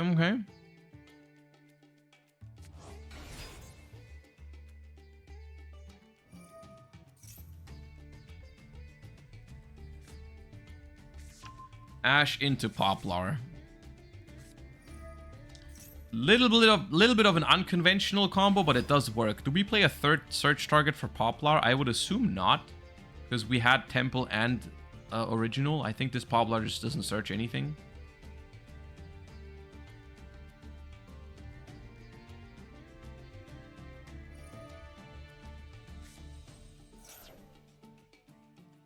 Is Labyrinth good against Tenpai? I think Labyrinth is good against Tenpai, yes. The only issue is that sometimes something like Lightning Storm or Feather Duster can be really annoying, but Labyrinth is good against Tenpai outside of that.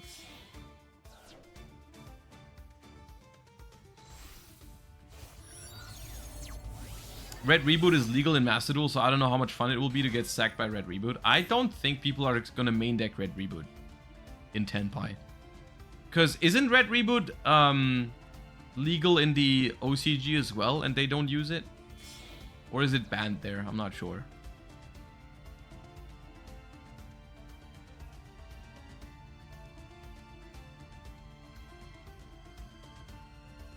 It's legal in the OCG? Yeah. But if you think about it, like, it's limited in the OCG, yeah, but they don't play it. Like, the thing is, like, if you look at the format and it's like Snake Eyes and all that kind of stuff, why would you put Red Reboot into your Tenpai deck? There's like the only trap that people play is Impermanence. There's one thing that you need to be scared of when you play Paleo in Tenpai format is like you have to be prepared to like Lightning Storm and Feather Duster. Those are cards that they play. But Reboot, not really.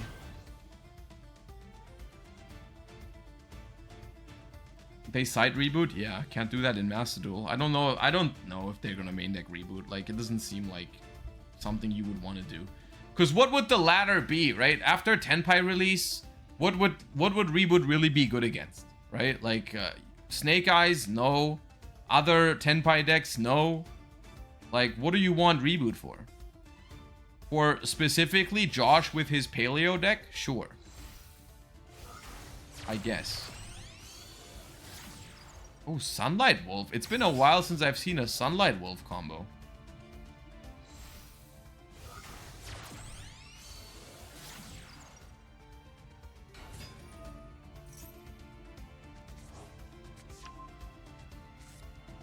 But adding back Ash is certainly nice.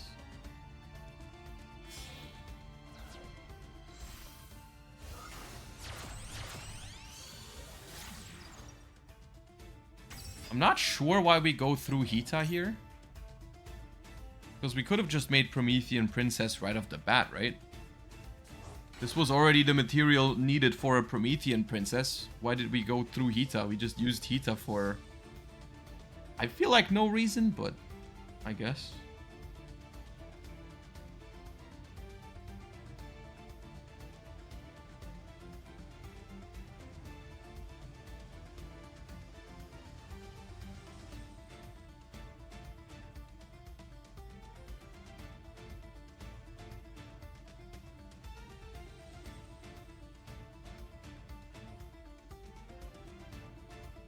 Now what?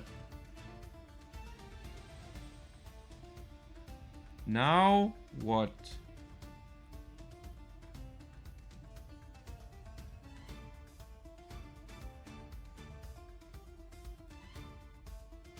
Thinking.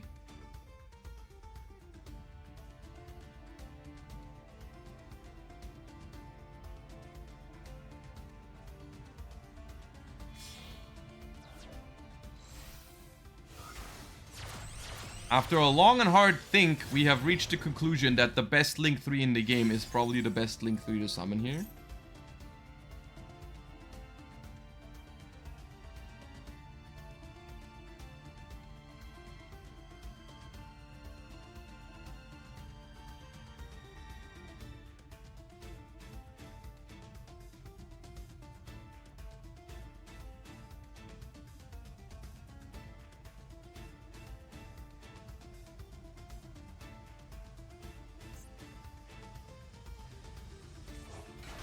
Brings back Oak. Oak to tag out just to get the Promethean off of the field into a second copy of Flamberge. Another way to get the Promethean off of the field was to just destroy it with your own Baron. That is possible, something you can do. Is IP Masquerena in the grave? Did we go through that? I don't think we did, but we went through Formula Synchron, so that's good. But like, what's the point? No, Formula doesn't make sense. Surely we don't play 2 level 10 synchros. Yeah, this was awkward. We put the opponent's Impulse into the spell and... Okay. Interesting. I'm not quite sure what I think of this first turn combo. I think we must have... There must have been a small misstep somewhere, but okay.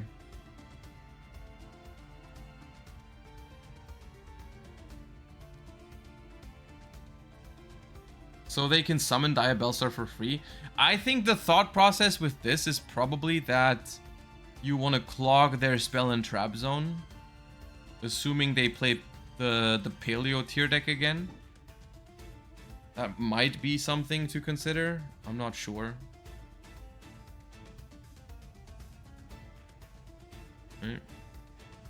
Because this is probably not Rescue Ace.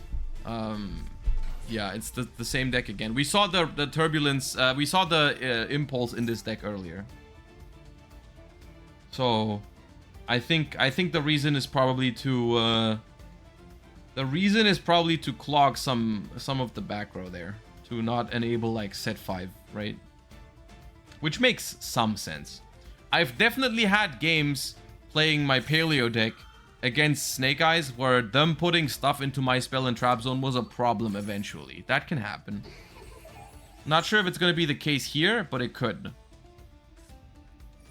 Grief. That is good.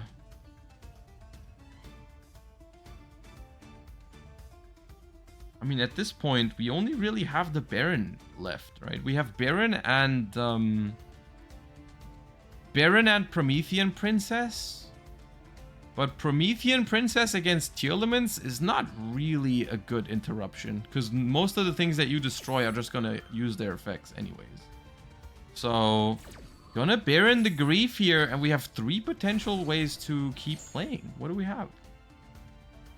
Do we have a way to push through this? Set,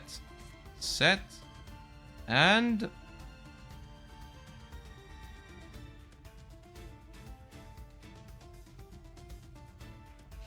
pass. Okay. And we're gonna summon out the Impulse. Okay.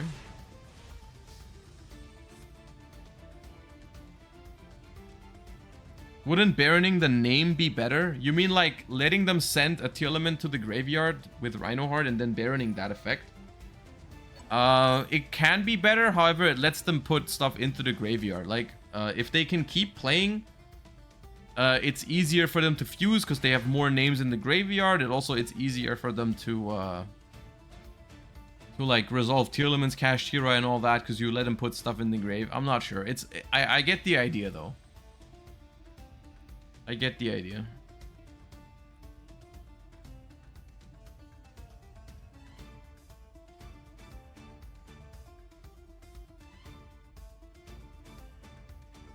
So now what?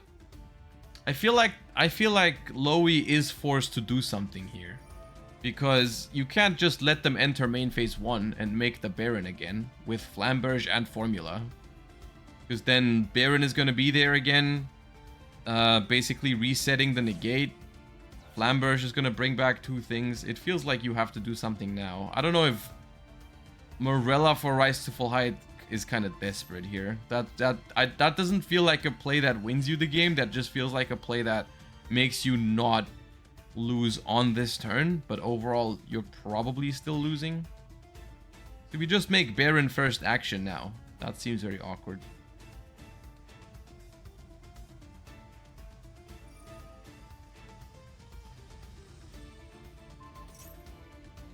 Flamberge puts the Rhino into the spell trap zone. Now they can't attack at all. And they can make Baron. Yeah, that's awkward.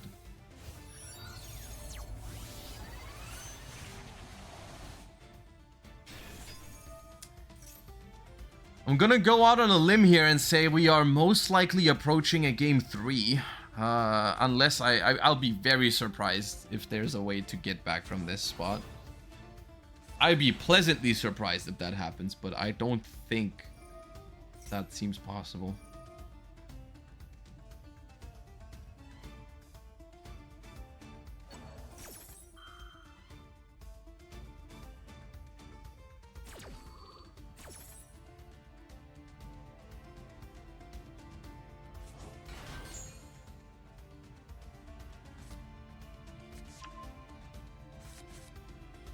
Okay, grabs a Poplar, can't special it because the board is full. Baron tries to destroy the set card. It's a rollback. Okay. Alright. But rollback can't really copy anything right now outside of a Morella. That doesn't seem too great.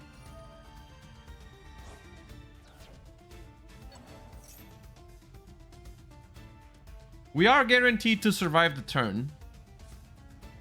So you can do things like rollback, copy Morella, send Trivi Karma.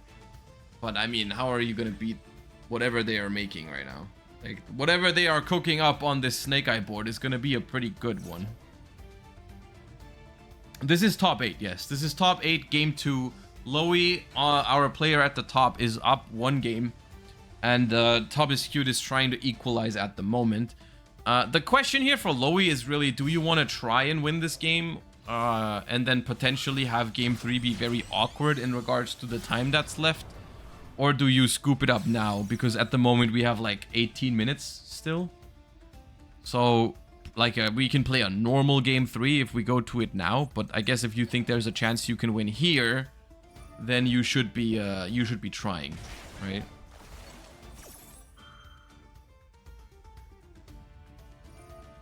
They do negate the rollback, so I guess you've baited the Baron negate with this.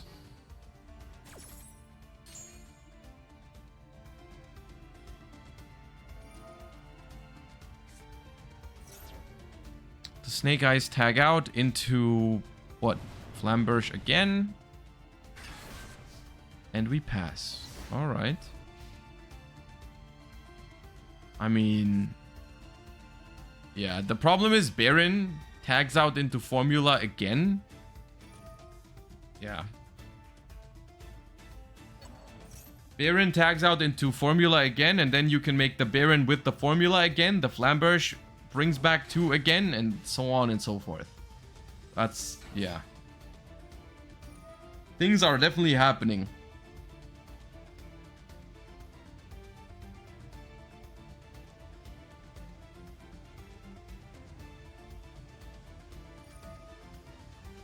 I would drag this out as long as possible and then just side into burn. The problem is that both players will do that, right? Is that really what you want?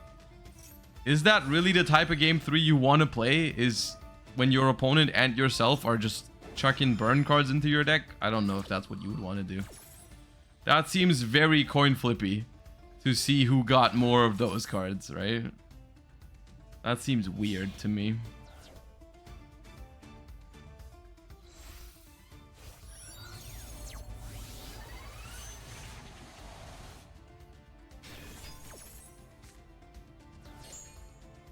Okay, 1 card in hand against Baron and 4 cards in hand and a Flamberge floating.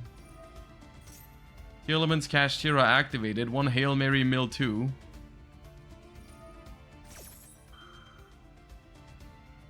They need a miracle here, really. They need a real miracle with this Tearlament's Kashtira mill 2 cards. It was not a miracle. It was another Impulse and a Morella. Yup. And game 3 we go. Over 15 minutes left. 16 to be precise. So that's fine, I guess. It's not firecracker territory yet. Alright. Now Loey has chosen first. And Tubiscute is going second. And it is a Tearlament Scream. But set. And... oh, okay. Okay. Where's the Rhino Heart that they always had? They always had Rhino Heart. Where is it?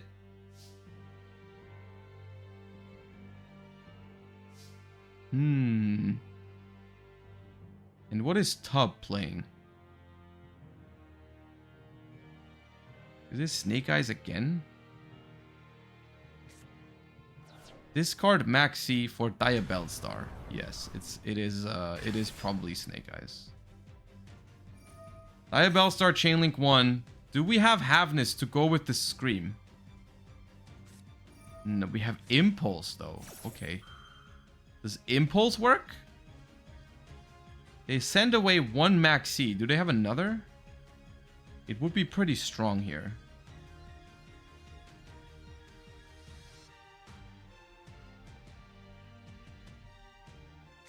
They do. They do have another Maxi. That is painful because the Impulse is going to summon Fire Attacker, but I don't think they were planning on that to be the only summon for the rest of the turn. I think they wanted to summon more than that.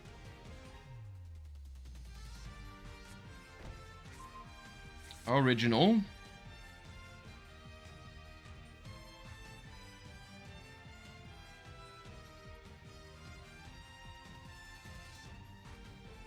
How's it going? I'm doing well. How did you do, Quantal? I heard I wasn't able to follow the Dutch Nationals coverage, but how did it go? Is it over?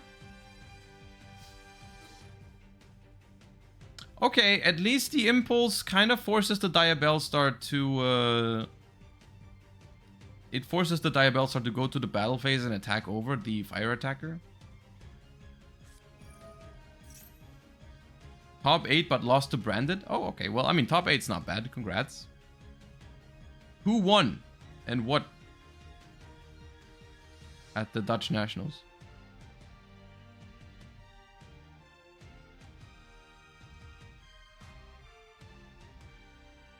Snake Eyes? Shocker. Oh, Baptiste. Okay, okay.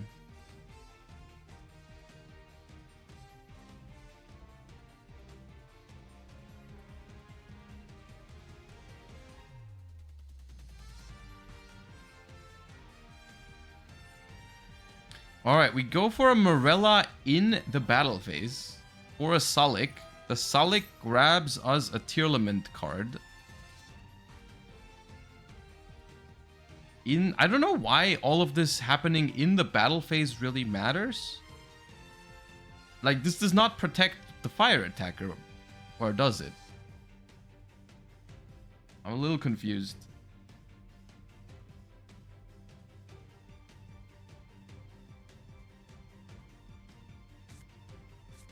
We grab a Rhino Heart. Oh, I know what the other set card is. Oh, I know. It's a Dynamicious. And... okay, never mind.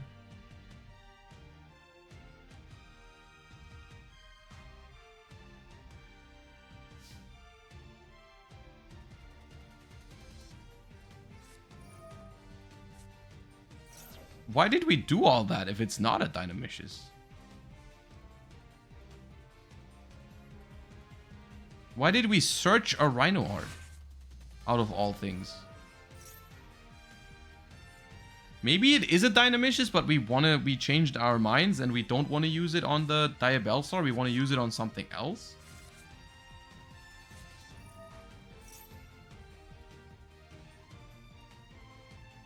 It is something we can activate.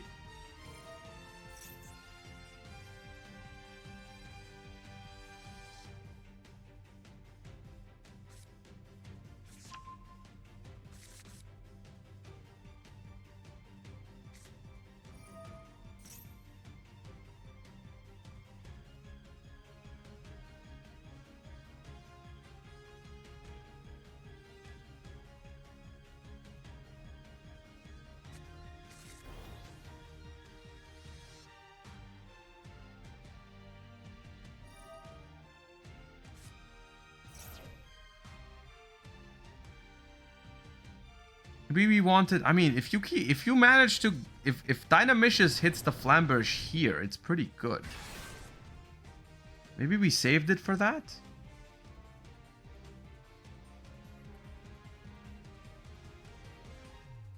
What is the set card, I wonder? No, no, also not using it here.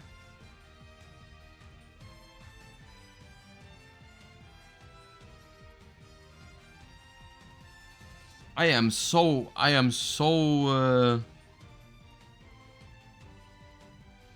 interested in seeing what that back row is. Maybe the Ruma? It could be the Ruma. I'm just wondering why we felt inclined to, like, all this Morella, Sensolic, grab Rhino Heart. Like, why did we do that in the battle phase? What was the reason for that? Oh, the Hida has targets.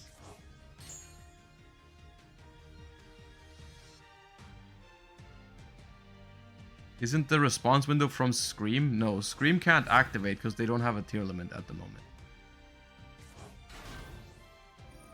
Maybe it's Karma Cannon and they're waiting for the right spot to Karma Cannon?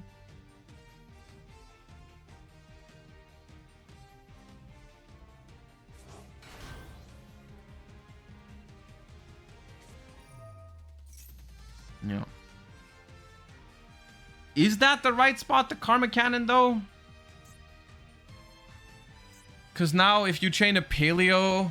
Oh, okay. Oh, hold up. The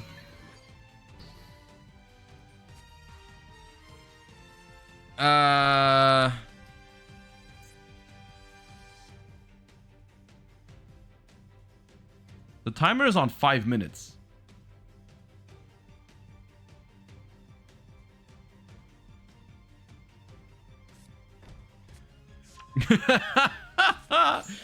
Uh-oh. Uh-oh. We need to hurry up.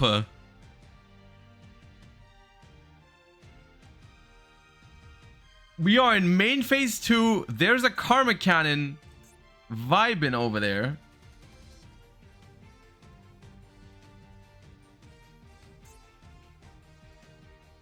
They have another response. What could that be? Do they have tier cache in hand? They do have tier cache in hand. Oh, they still got a say in this.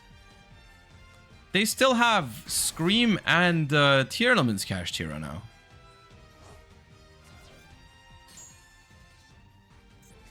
We can still mill 6 cards. It does activate the Divine Temple. This is game 3, yes. Mill 6 cards. They are still under max C. That was a lot of Tearlament cards. That was Meta Noise. Dude, oh my. Okay, they milled Meta Noise, Rhino Heart, Scream, Backjack, Sharon, and Dynamicious.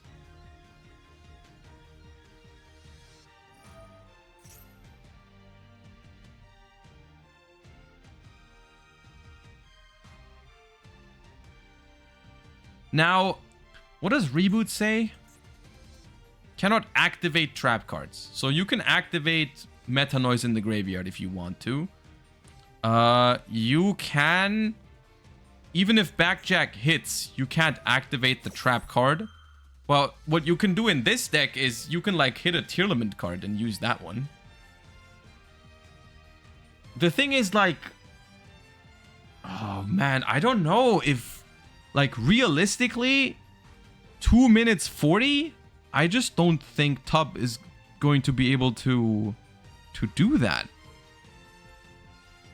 Right? Called by the Grave is massive on the Sharon. Just live this turn. It's main phase 2. They are living this turn. Also, the set card... There's a Karma Cannon face down that the Snake Eye player has to get rid of. Otherwise, it's going to out the board next turn.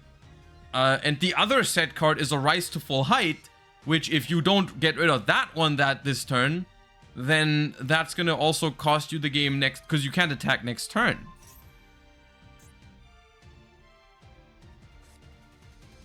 How is Snake Eyes at 4K? Red reboot.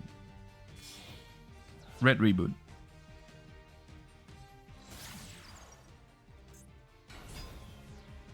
They can SP. They can SP the Rise to Full Height, but then they also need to get rid of this. The timer is on 1 minute 30. Oh, man. Okay, well, I mean, that doesn't really make a difference. That doesn't really matter, to be fair.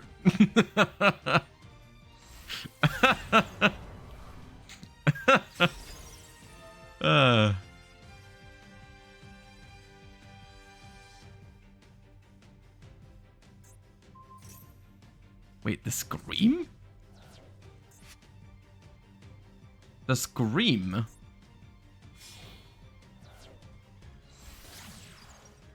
Phoenix. Co-linked Phoenix to draw a card, I guess? And evenly. Pops the Karma Cannon. Clutch. That's important. It's not over yet. 45 seconds. End phase. 45, 43. I'll let you know when it's 10.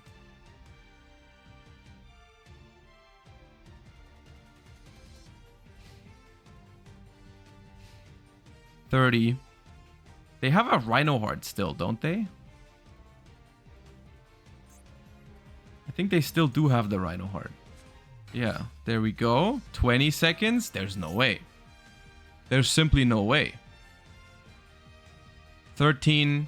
Effect Veiler on the right. 10. 9. 8. 7. 6. 5. 4. 3. 2. 1. Time. It's time. The red reboot cost them the match. It is time.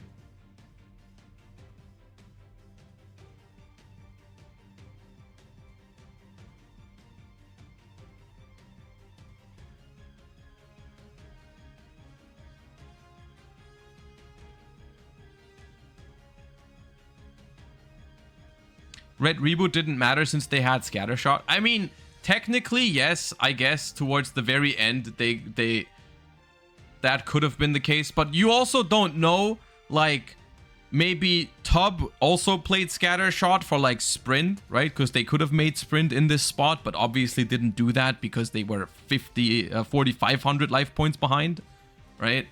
But it's like, yeah, I mean, I don't know if that was the call to go with a red reboot this close to time when you're playing. Like, Snake Eye combos take quite a while.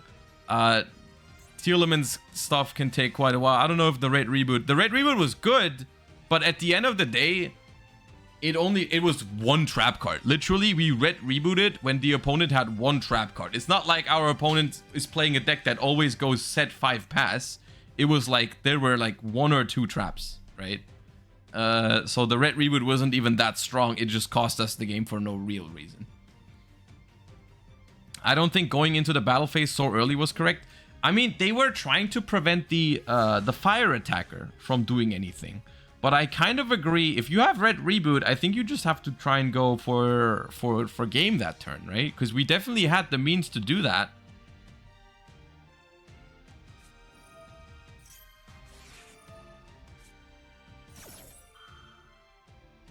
I'm not sure why we're still going. Can someone enlighten me why the match is still going on? Did they have extra time or anything? I don't know, because it's over 2 minutes into overtime now. The Rise to Full Height.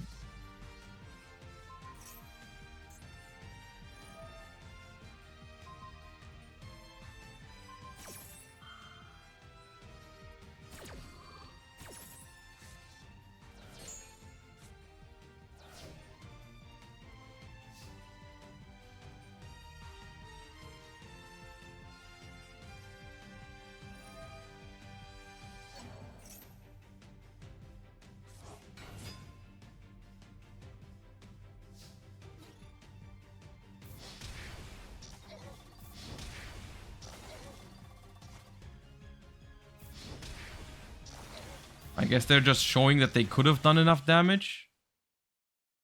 But yeah, I'm seeing the results in the Discord. Loey Rom did in fact defeat Tub is Cute 2-1. And they will be moving on into the top 4. I don't know if that red reboot... I don't know if siding in red reboot with like 10 minutes left or whatever it was, 13 minutes left was the play. Is the thing. Because yes, they would have won this match if it wasn't for time, but I mean, time is part of the rule set for these Challenger Cups, and there was 13 minutes left. So they did side in the red reboot knowing that that was going to be potentially a problem. You know what? We can just do this. We can just do this. We will see one of these two Snake Eye players in the finals again.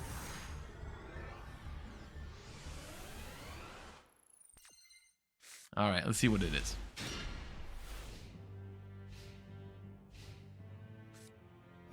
A Reef into Rhino. Rhino sent Sharon. Rhino 1, Sharon 2. That's an interesting order. Normally you'd want to do it differently, but I guess. If you send Tier Cash, it doesn't really matter what the order is. What has Lucian been on? So Lucian we have seen on stream once, and it was the Snake Eye deck with the TG cards in it that showed us the Blaze Bombardment Phoenix. So I'm not sure if he's been playing this the entire tournament, but it appears to be a Snake Eye version that can FTK.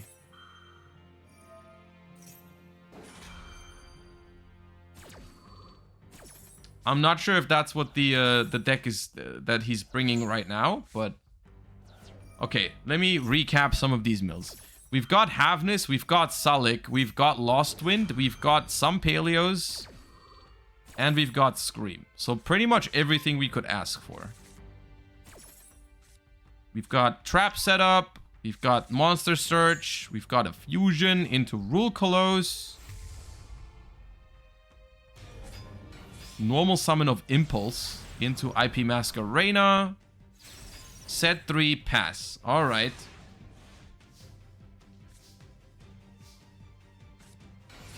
And there it is. It is Snake Eyes. I don't know what version, but we'll find out. Scream, Mills, Trivi Karma, and Sharon.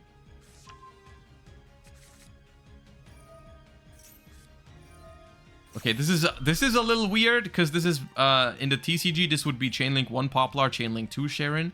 Because in Master Duel, hand triggers are quick effects. This is Chainlink 1 Sharon, Chainlink 2 Poplar. Which, normally, the Rule Colossus wouldn't be able to stop this. But because it's Master Duel, Rule Colossus is able to stop it. Well, okay. Maxi from the top of the deck is a little bit unfortunate, but still good here. It's still good.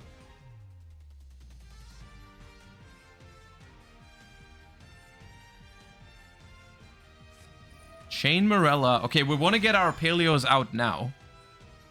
Before the Maxi is active. That's understandable.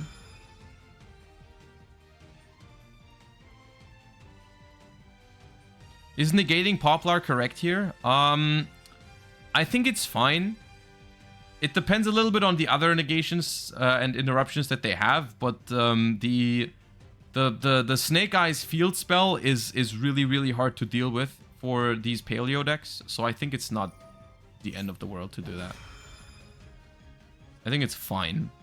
And they do use the IP Masquerena here as well to go into an SP Little Knight, I assume, with the Rule Colossus, just to give the opponent as little value as possible from that Maxi.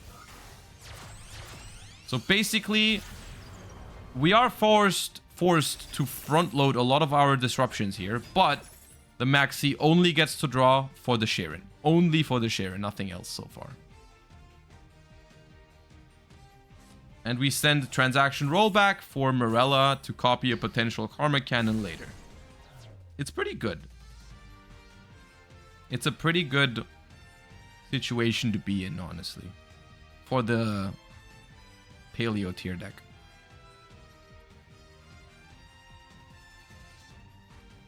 They can also get Subversion off Poplar and force IP. Yeah. The thing is that stopping the Poplar from hitting the field is like... it's very hard to call that a bad thing, right? Because Poplar is so many things. Poplar is a free summon. Poplar is a free spell card, and it's gonna get more material onto the field later by putting stuff from the graveyard there. So it's like preventing Poplar from hitting the field is technically always good. It's just always a matter of could you have gotten a better deal out of the Rule Colossus at some point, to which the answer is maybe. Also, if Snake Eyes can still play here, there's a potential that they can summon the Poplar back later. But I guess what we can do here is we can Kaleido Heart the Snake Eye Ash and SP Little Knight the Poplar in the graveyard.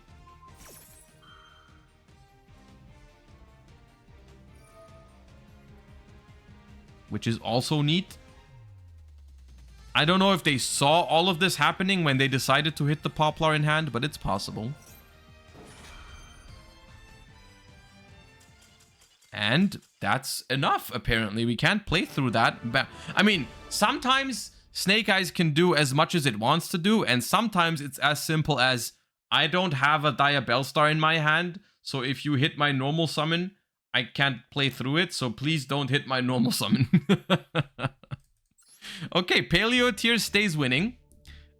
Game 1 out of top 4 goes to Paleo Tier. We'll see if it can keep the streak going and move on into the finals, or if Lucian has something to say about that. Okay, Lucian wants to go first. And is doing so. We see different sleeves here. I don't know if this is mind games or what. But we see the evil twin sleeves with a different setup here. I think it might also be a different board. I'm not sure. Different accessories for sure. And it is Snake Eyes from Lucian again. I'm very much noticing a trend that the Snake Eye players were not willing to deviate from Snake Eyes in this top cut. It's just like, some people are just like, yeah, Snake Eye is the best deck. I'm gonna play it for all my games. Which it's understandable, to be fair. Alright, so, I mean, and we open Dire Bellstar plus Snake Eye Ash.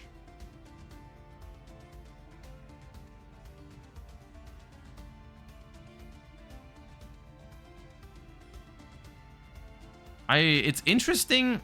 Honestly, it's very interesting ordering to go summon Dire Bellstar first, see if it resolves, and then normal summon Snake Eye Ash before even committing to the original Sinful Spoil.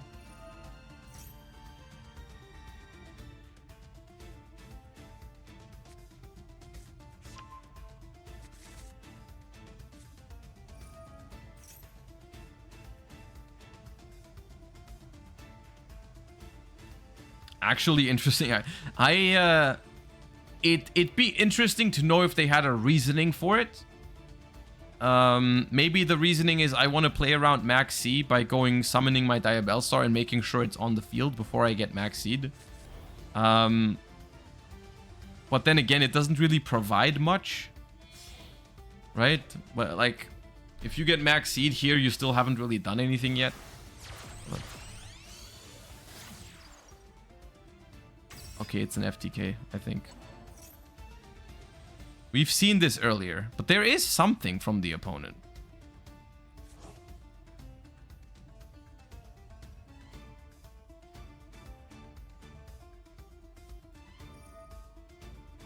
We've seen Lucian play this deck earlier. It's like it's honestly impressive that he's made it all the way into top 4 with it.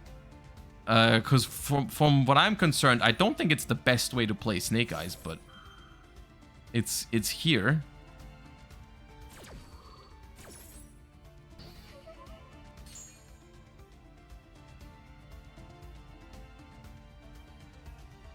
I don't think it's that. I mean, we've seen the Blaze Phoenix from it earlier. We have literally seen the Blaze Phoenix earlier from this list. But we'll see. Monster Reborn into Oak. Oak can still activate. That's like the best card you can have there.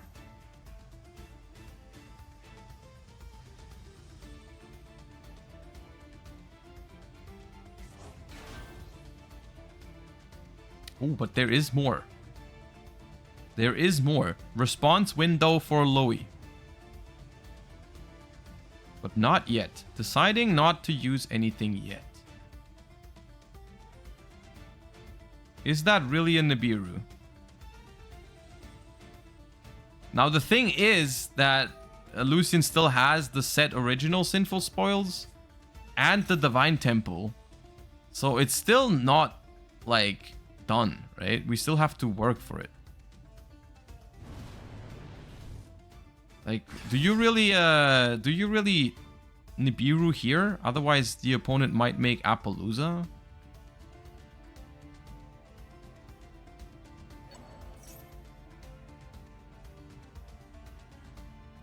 What does original do? Yeah, maybe not enough. Maybe it was Nibiru earlier, because Nibiru now is awkward. But then again, does Lucian really just go for Appaloosa here? Because then what's the end board? No, it doesn't.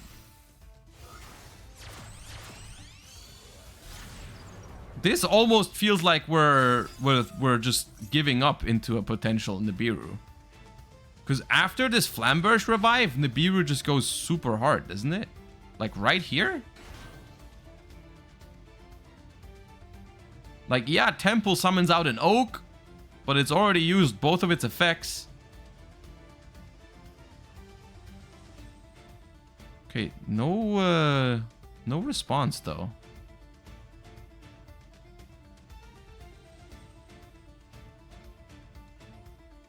I'm not sure if we can still deal enough damage on this turn. I don't know exactly how that works. I'm not even sure if it is that version. I'm just guessing because of the proxy F Magician. Okay, now we go into TGs. Yeah, I guess. Here we go.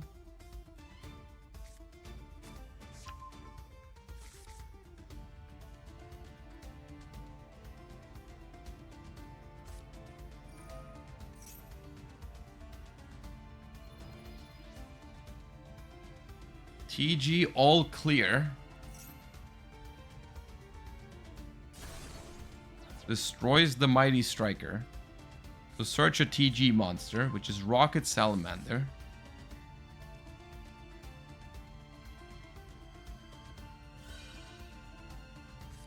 Gets the additional normal summon for the Salamander.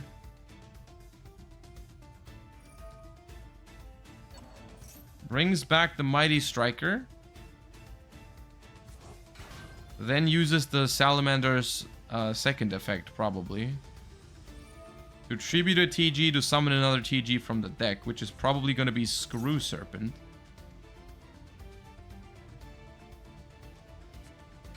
Yep.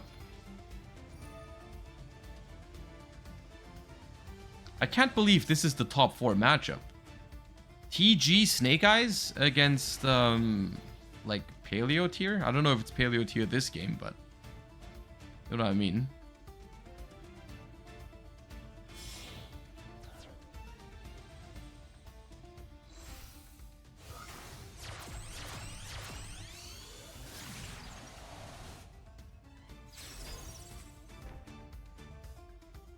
And at the end of the day, it's still just Appaloosa Pass with IP Masquerena under it. Okay. It's a good opener, but we did a lot of steps for that. Now, did we even go through Promethean Princess? I feel like we didn't.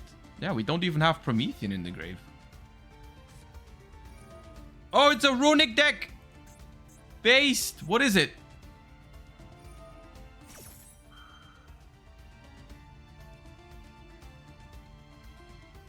Now, IP into SP is a problem, but thank God we have Flashing Fire. Alright.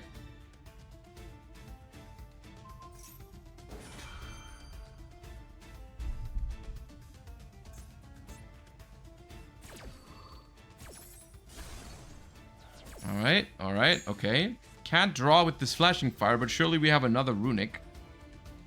What is it? A runic sprite? Like Life Twin runic sprite or what? What do we have? It looks like a, I mean, Sprite Blue is the mate of choice. Oh, it's Bestial Runic. They're playing only the base decks. Destruction, destruction. Destruction.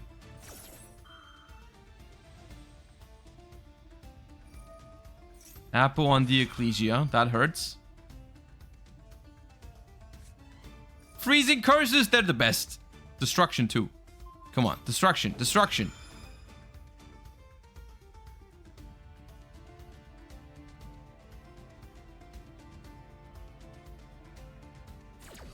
No. Fine. Okay. Okay. Appaloosa solved.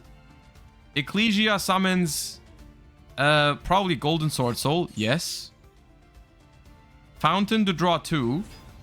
And then all we need is like some Bestials.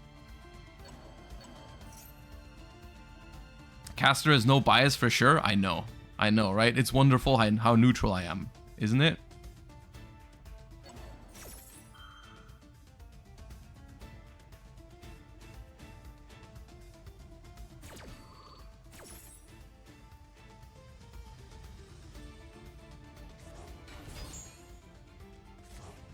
Resolves the draw 2.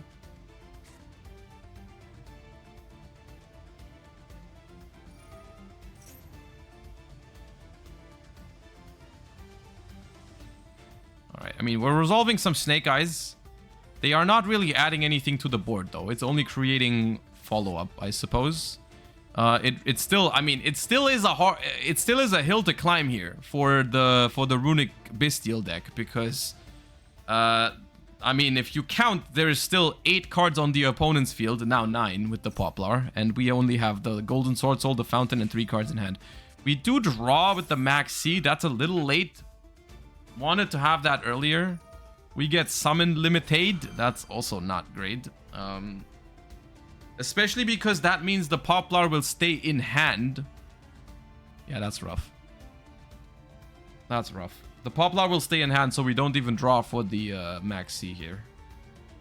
That's the point of the summon limit right now.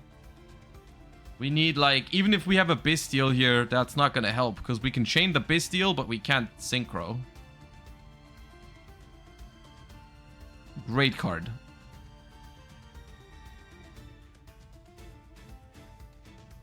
See, guys, which is the stun deck? Who is the stun deck now? We have a Bestial. Oh, it's such a beautiful hand. It's such a beautiful hand. If only there was no summon limit. Oh, man.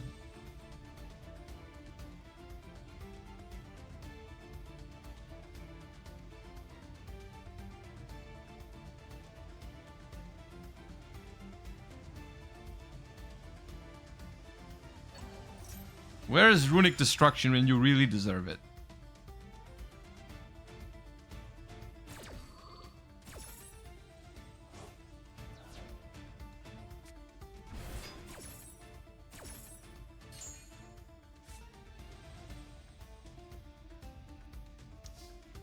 No battle phase, has to pass. Snake Eyes can just get rid of the summon limit by sending it for Oak or Ash.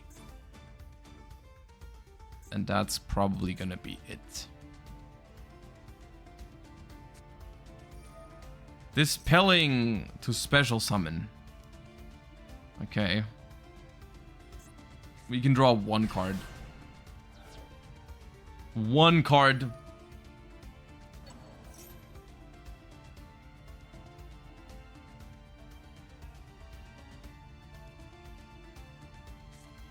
And even that is denied. Even that is denied. All right, we're going to game 3. I don't know if they will concede or if they if they'll let them play it out, but this is going to a game 3.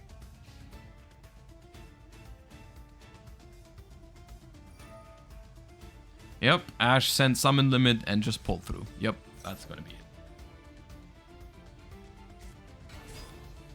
Is there time? There is. They have like over 20 minutes.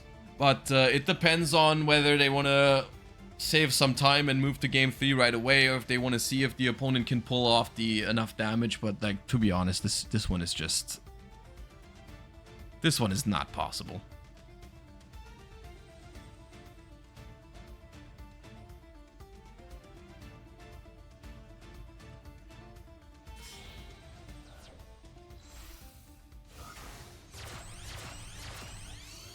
Promethean.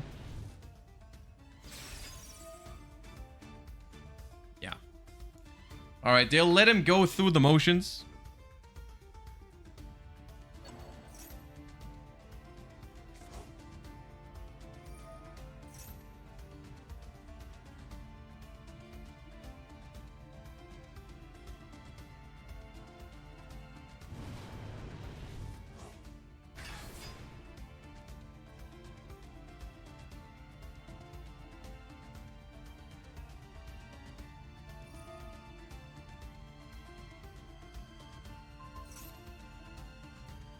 Leipnir goes to the back row, and now, I mean, I guess maybe Druid Swarm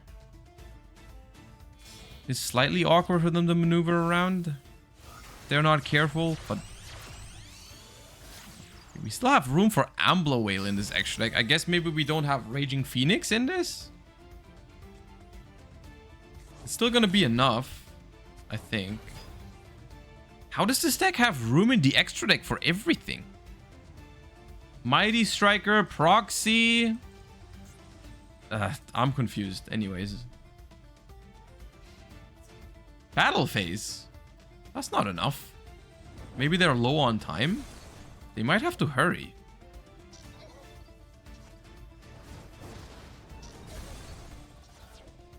Or maybe they just don't play any of the stuff that you need for that. Right? Maybe they just don't play any of the like Raging Phoenix, Atlantis stuff.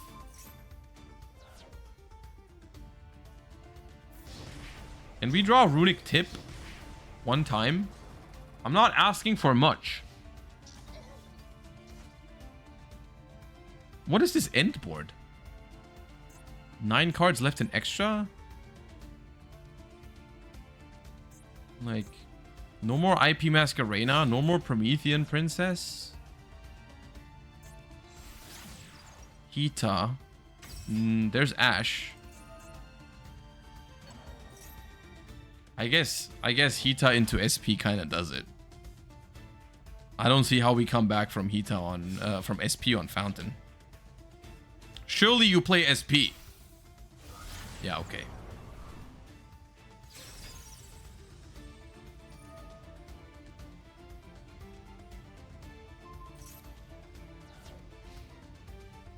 Yeah, not even Tip can save us now.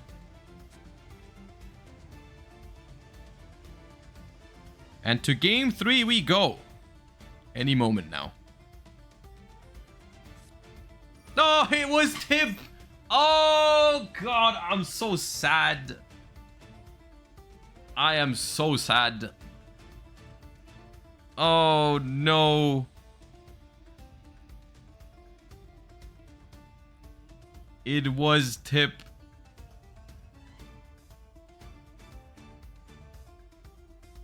Did I Tip to summon? No, okay.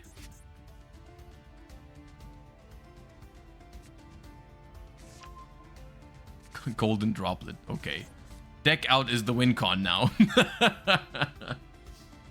Oh, man. Yeah, okay. Just go game 3. What are you doing? Oh, man. Okay.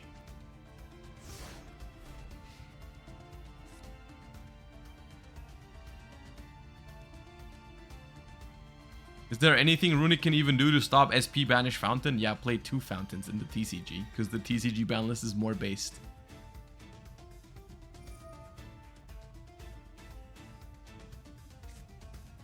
Another summon limit. Oh, man.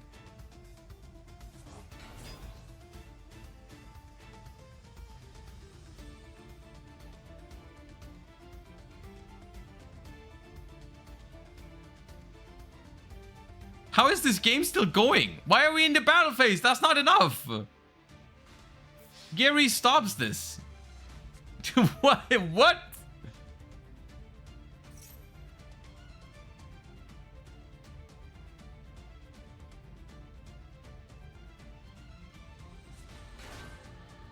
Forgets about Princess. I guess you can Princess, but Princess can't destroy Gary. But Temple and Princess might put up enough damage. How big is the Salamander? Oh, it's big because of the field spell. Yeah, that might still be enough. Yeah, it's still enough. It's still enough because of the field spell. Okay, yep. And we do go to a game 3 finally. 15 minutes left. Okay, I hope game 3 is a good one. It was a valid... I'll say that. It was a valid attempt, though. It was a valid attempt. That was still a fun to watch game. Paleo tier is still in. Yes, this is the Paleo tier player from earlier. They haven't been playing only Paleo tier so far, but mostly. All right, Loey going first for game 3. What is it? Let me guess. Scream Rhino Heart.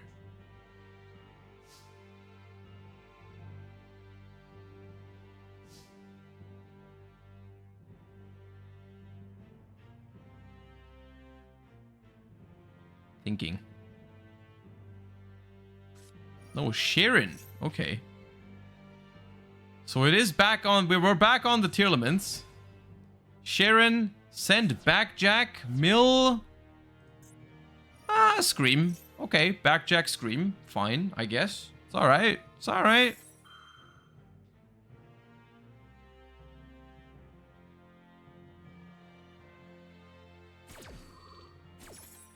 Scream searches a trap card, and Backjack is gonna rearrange the top of the deck, and then are we done with that? Sullick in hand, Backjack rearrange.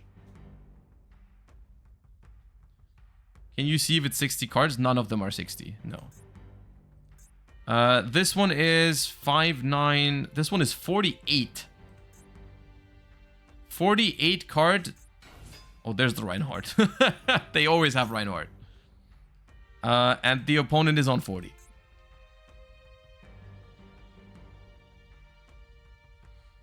Okay, Rhino Heart resolves for Sharon. Sharon activates. Do we have something to stop it? We have a Bestial. Okay, that's expected. That is very much expected. Because this is game 3 and we've been playing Tearlaments all day.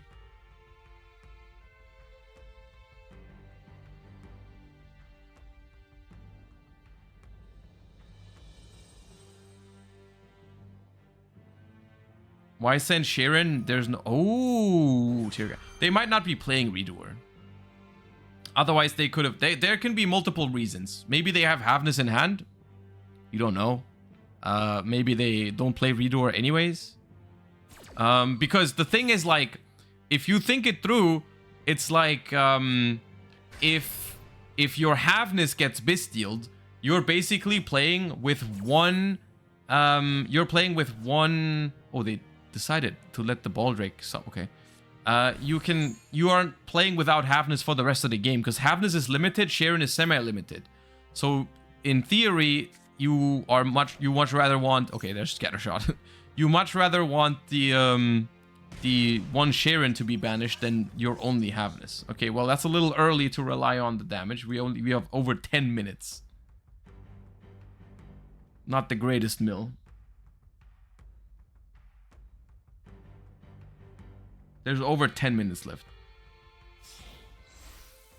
And they do make Redoer, so they do play it. So yeah, they would have been able to fuse this turn with the Redoer if there was... if they sent Havness earlier. But maybe it's in hand. Maybe they had other reasons. Okay, no Havness in hand, apparently. And we are probably gonna pass here. Okay. We know Sullick.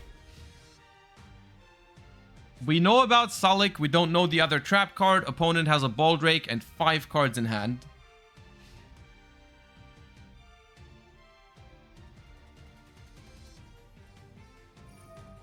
They probably don't want to play with one fusion for the rest of the game. That probably is it, yeah.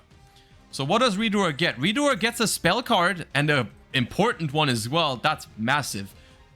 We attach Divine Temple of the Snake Eye, which means that they won't have access to it, and we get to draw a card with Redoer. That's very big.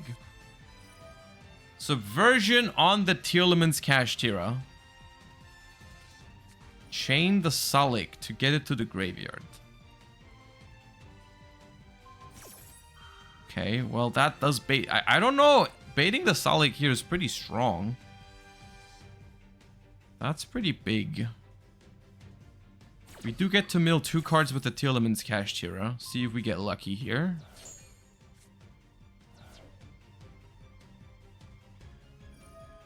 Mill 2. It's a Rhino Heart, but we have no card in hand. Okay. Rhino Heart and Perlo Rhino was the mills. And now... Effect Veiler for Diabellstar. Okay. They definitely have the means to combo here. Do we have the means to stop it?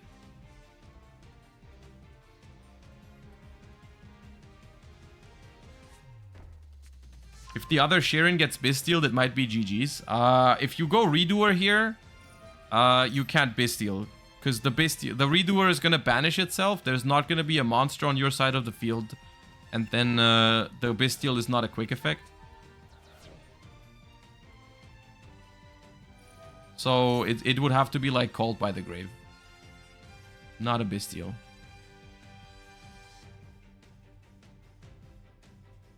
Do we resolve? Waldrake has a Dark to tribute? Yeah, but it's negated right now.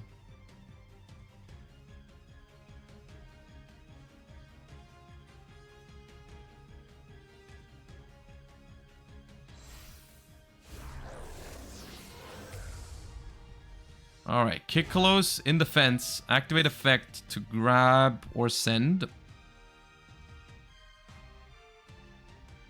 Might be a send Havness to get Rulcolos angle. Then Rulcolos can negate... Yep, Rulcolos can negate the original.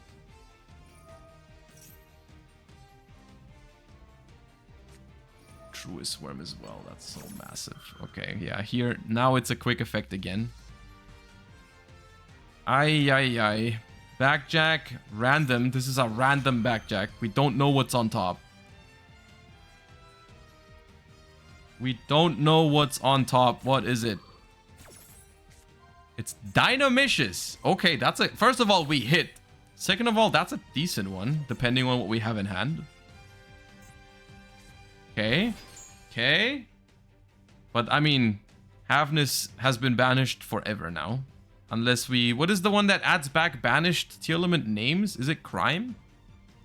We haven't seen Tearlament's Crime a single time yet, I don't think. So I'm not sure if it's there. Okay, original Sinful Spoil. Send Baldrake. Does it resolve?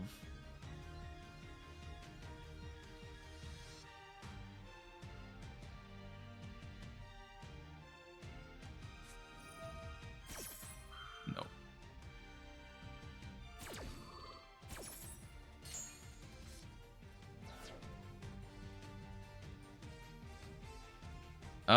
I mean... They've suffered the same fate last game, so I guess you can't really complain about that one. The only problem is that, I mean, we don't have a board.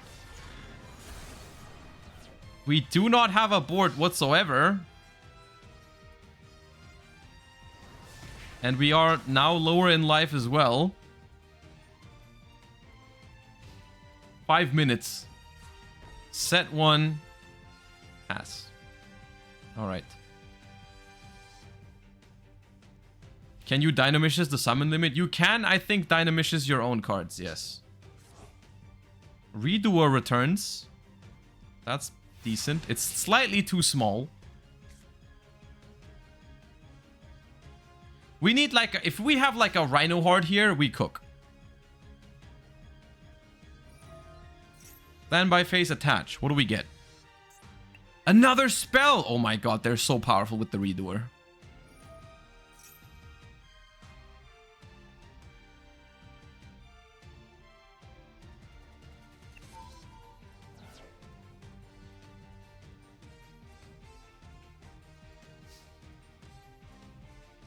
Rhino Heart? No, set pass? Oh, Nessie. Oh, Nessie. Nessie, Nessie, Nessie, Nessie. Goal, goal, goal, goal. And this card's Phantasme. Okay.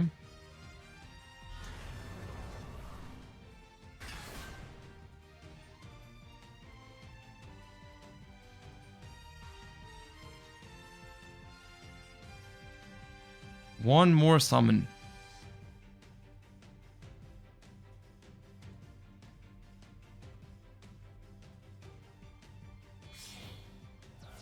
SP.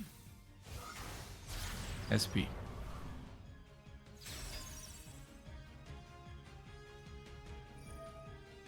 Banish Druis or Diabell.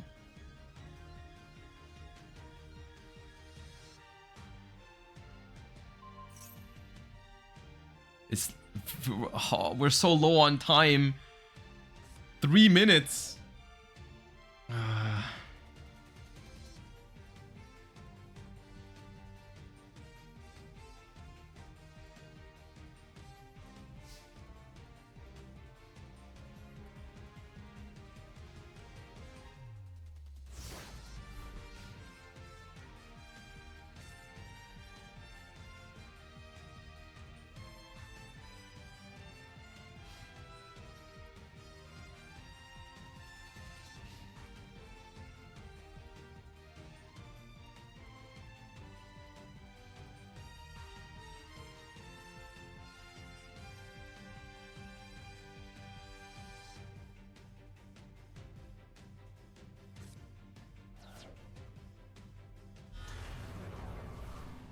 Oof. Wait, is that oof? That's not even that good, is it?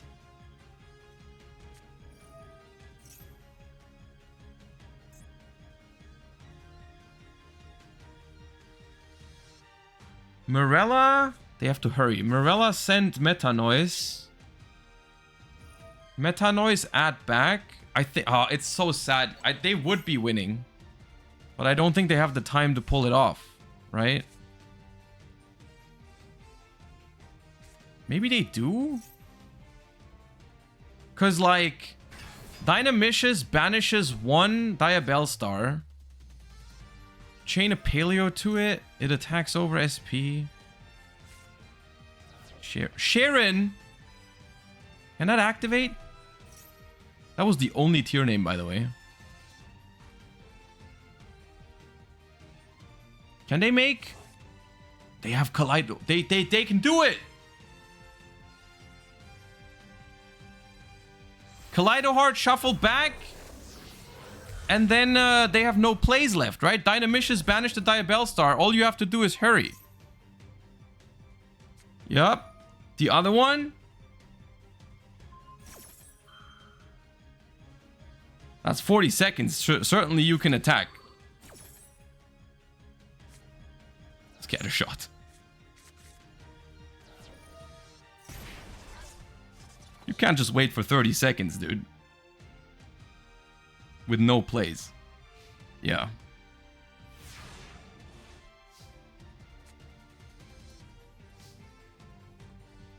Hurry! Oh, man. Oh, man! Oh.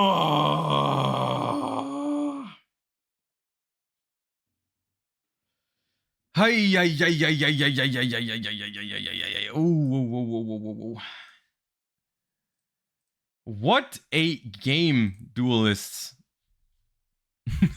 That Sharon, I wanna emphasize that Sharon was the only Tearlament name in the deck. The other Sharon was banished. And the only Havness was also banished. Oh my god. Okay. It's just... Sometimes it was just meant to be, dude. It was just meant to be. Oh god. Oh god. Okay, well. We have a finals. everyone. We have a finals of Loey Rom against DGZO.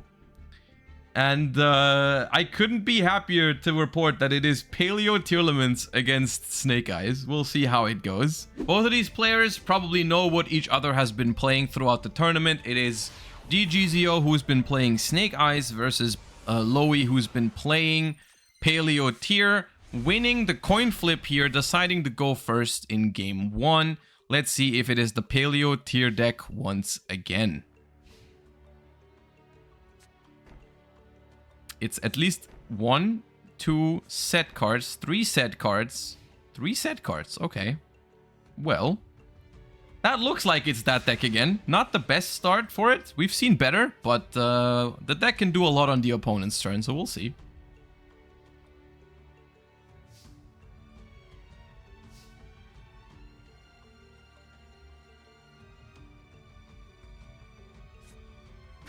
And we start with a Kashtira Unicorn. Looking like it's a Snake Eye Kashtira deck. I don't know if we've seen the Kashtira cards out of them earlier, but we definitely saw it was Snake Eye, but we'll see.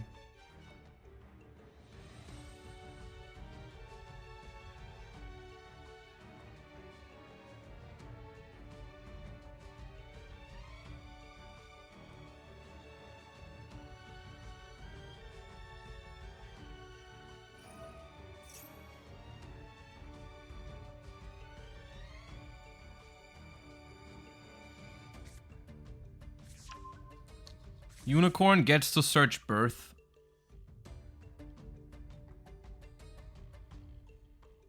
And we are thinking on resolution. Nothing yet. Nothing yet. We have a bonfire. Alright. Alright. Probably telegraphing that we do not have Snake Eye Ash in hand, because if you had Snake Eye Ash, you would try normal summoning that first before showing the opponent that you have the bonfire, yada yada. Probably just gonna grab the Snake Eye Ash. Yup, there we go. And we will see if that normal summon is going to be successful. It's funny that it says average number of cards per deck is 2.86 when the card is semi-limited. Obviously, that's because it's pulling data from before it was semi-limited. Still find it funny.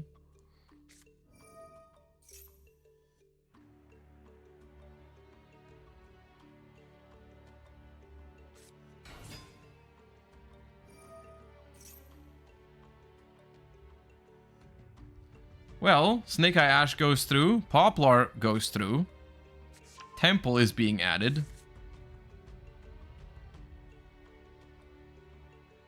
Nothing yet. Nothing yet. I'm just vibing. Temple is gonna place a card from the deck.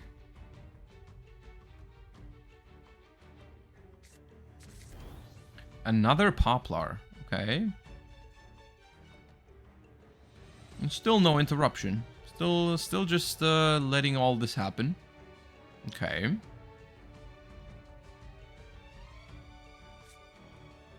And we even commit the Diabellstar here.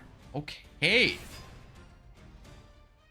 That is very interesting. Why wouldn't we try to push with the cards we already have in play? Why do you feel the need to put a Diabellstar up right away? That feels like a prime way to... Like, that's just asking to get Karma Cannoned. No. Okay. No, not even Karma Cannon yet. Just Battle Phase. There's no way. I refuse to believe. Okay. Yeah. Alright.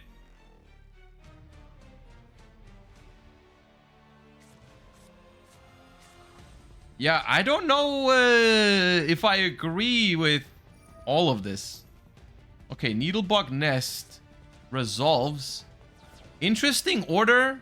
It's kind of interesting to go. Okay, no. Ah, this is so awkward. The Needlebug Nest hit 2 more Needlebug Nests and a Morella and a Rise to Full Height and a Rhino Heart. But the Rhino Heart didn't activate, so we must not have a single Tearlament in hand. Where did Fenrir come from? Oh, did we send Fenrir for Diabellstar? I see. And then we just pass. Okay, Karma Cannon. For some reason, we threw all of our cards at the Karma Cannon. But it looks like... It really feels like the Paleo tier deck just doesn't have the right hand to punish this. We just set again. What are the cards in hand here, I wonder?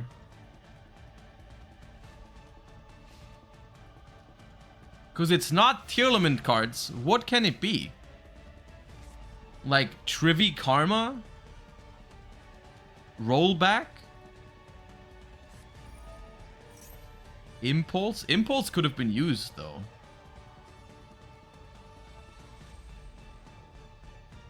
Marella. Marella... I guess Marella can send rollback for another Karma Cannon at some point.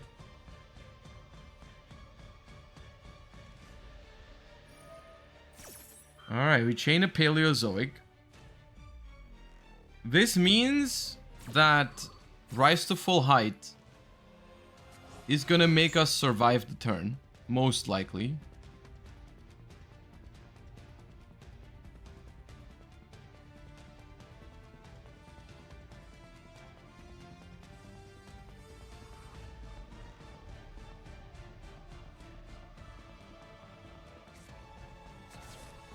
Well, we just go for Salik. Okay.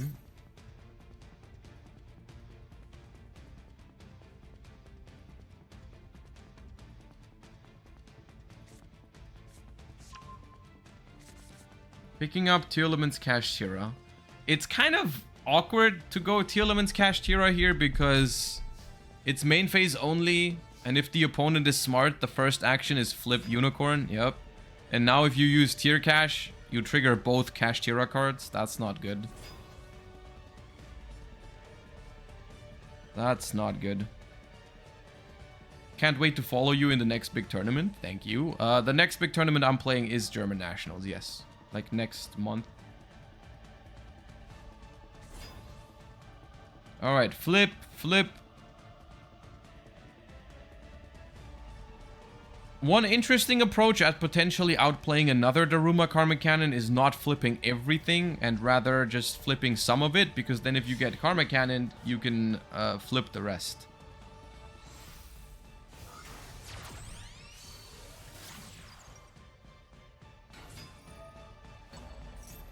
Does every EU country have its own nationals or just high population ones? It's most, I think. It's not all. Some countries sadly don't have one, but a lot of them do. I don't know exactly what the percentage is, and I don't know what the deciding factor is on whether you get it or not, but a lot of them do.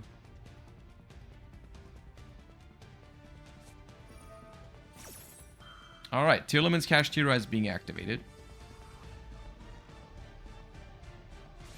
Max C is being chained.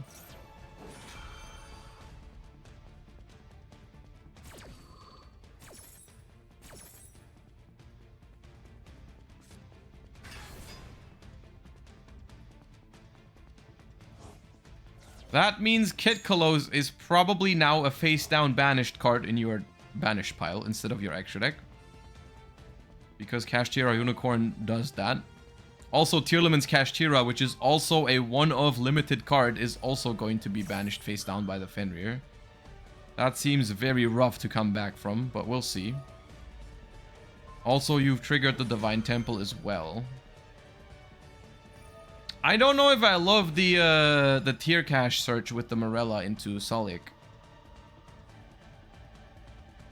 I'm not sure. Meta Noise, I mean, I guess I understand it now because we had Meta Noise. We needed a Tearlament card very, you know.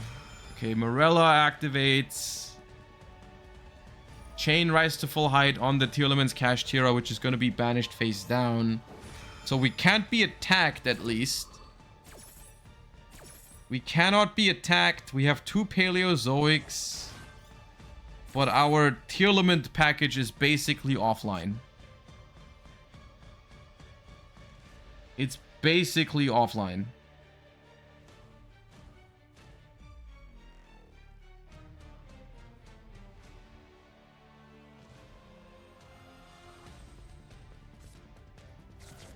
Sense, Shirin, Mills, Backjack. Okay, Backjack and a Paleo. Good Mills. I guess the Shirin can make a Mud Dragon if you want to. It's all more draws for the opponent, though. And there goes Kekalos. And there goes Tearlament's Kashtira. Backjack is good. Backjack is probably the best hit out of these. You do activate Shirin. Okay. Do we have Rhino Heart? Wait, we do. We can make Kaleido Heart because we milled the Nessie as well. We have 2 Aquas plus Rhino Heart. Okay. Kaleido Heart plus Backjack, basically, is what we get.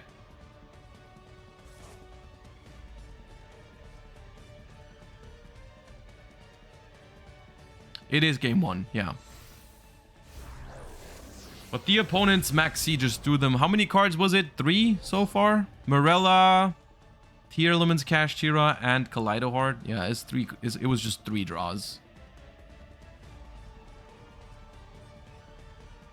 But we cannot be attacked this turn. What do we shuffle? What do you even shuffle here? I mean, it's like, it feels also inconsequential. It feels like your opponent can do whatever they want to do no matter what you shuffle here. Maybe it's just the set card or the temple. I don't know. It's like shuffling a monster feels pointless. I guess, okay, getting rid of the Fenrir, I suppose.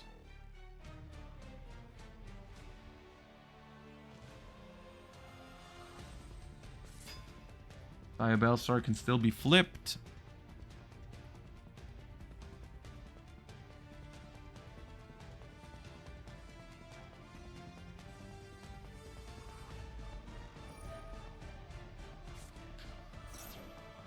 Yeah, dude, Flamberge can put Kaleido Heart in the spell and trap zone and then summon it out on the opponent's turn to get the shuffle.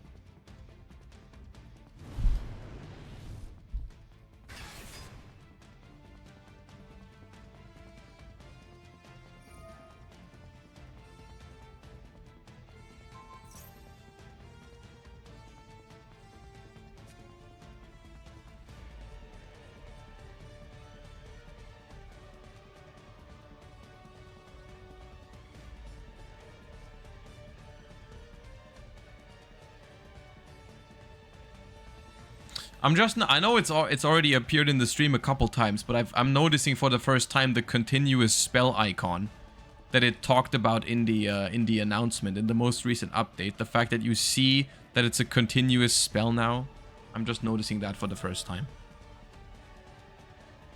today.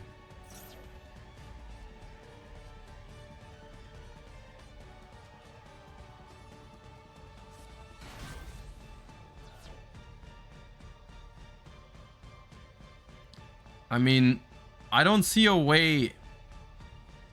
I don't really see a way for Loey to come back from this one. Yes, we can't be attacked this turn, so the Paleozoics are probably gonna stay, and they can make a Morella next turn, which could be unaffected by the opponent's monsters, so maybe we can resolve it. But what do we do with that? Like Morella, Opabinia searching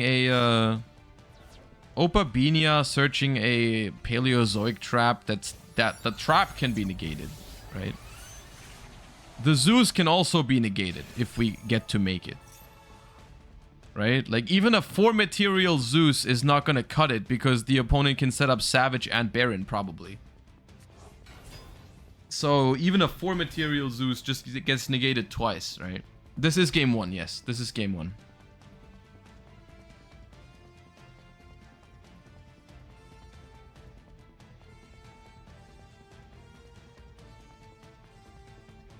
Also, 4 material Zeus is not even gonna work. 4 material Zeus is not even gonna work because as soon as you make the Downerd, it just gets like, they can go Divine Temple, summon out Kaleido Heart, shuffle the Downerd. So I don't think it's happening.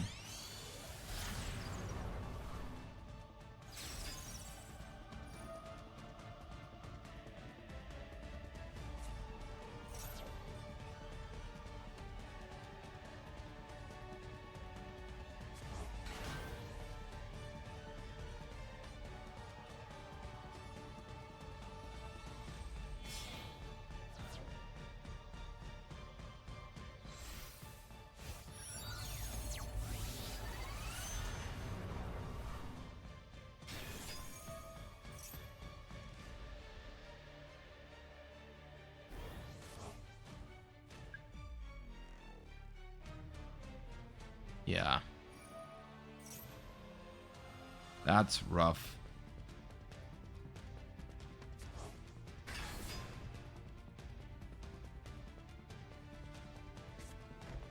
What variant of Snake Eyes do you like? So the best one for Master Duel is probably Pure or Rescue Ace. The best one in the TCG, I think, is just Pure.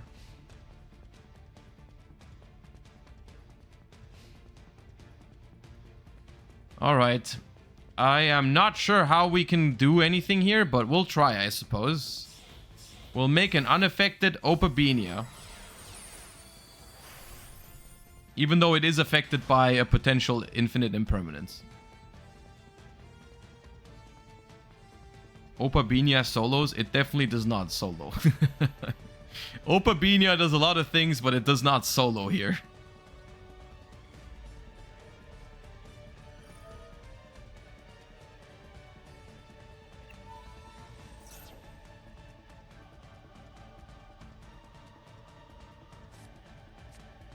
Dynamicious just baits one of the negates. Unicorn still looks at the extra deck here.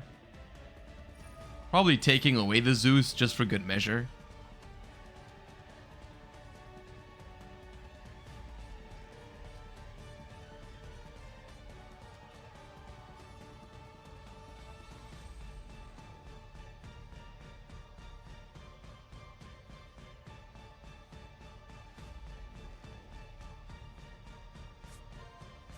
No, they take Mud Dragon. Interesting. Can you zoom in on Opabinia for chat, please? There you go. Wonderful. Rhino Heart resolves, I suppose. What is it going to fuse into? Can't... I mean, I don't even know. I probably can't fuse. Right? Because Kikolos is gone. Kaleido Heart is gone. Can't make Rulkolos. Can't make Mud Dragon. Yeah, this is just... We're doing some desperation stuff, but this game is over. I think. We're just doing things. Dynamishes. What do you think was in hand? It must be like the Fire Attacker, maybe? Fire Attacker, Transaction Rollback. Those are like the only things I can think of, really.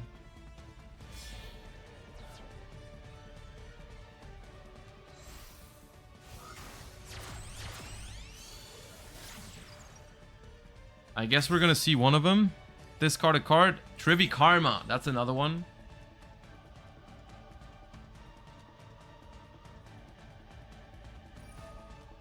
Trivi Karma activates.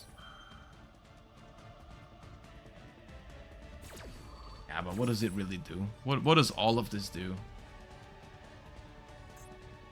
You can add a Pearl of Rhino or a Grief. Like, you can't do anything with these cards.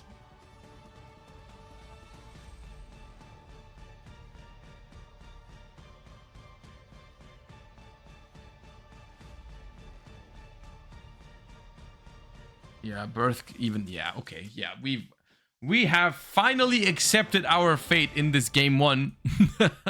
As much as I like Paleozoic Tearlament, there was no way it was going to win that game. So we are moving into game 2.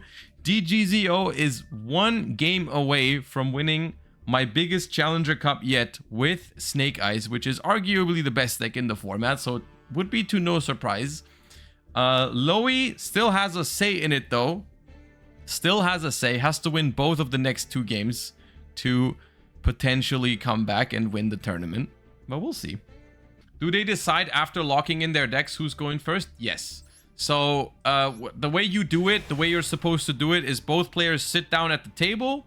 Then you ask, you know, who's going first. And then you don't leave the table anymore to, like, you know. And they are blinding second. We just saw it. DGZO is picking first. Loey wants to go second. Okay. Cooking. Going second with what? Is the question. Because DGZO is still playing Snake Eyes. We saw that one coming. Snake Eye Ash resolves. Poplar. No Maxi. They have something. They do have something.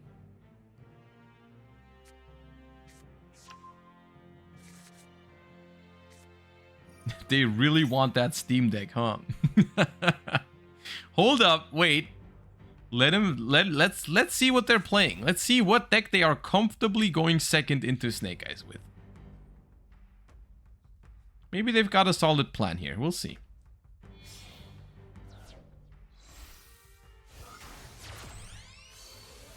Linkaribo.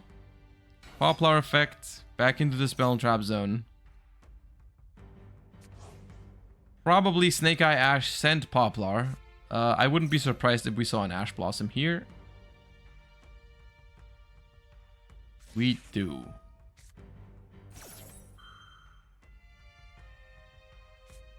There's a Cult by the Grave. Hey, you went second against the wrong player, apparently.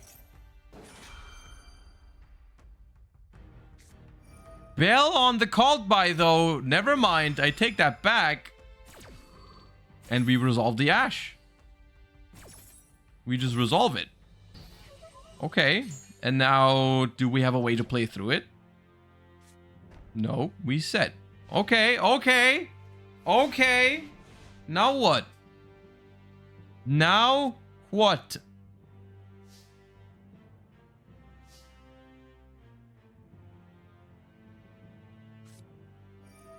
What are you adding with Rhoda? What are you adding with...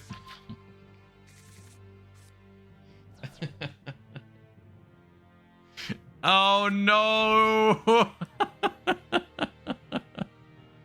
No, you didn't! Oh no, you did not!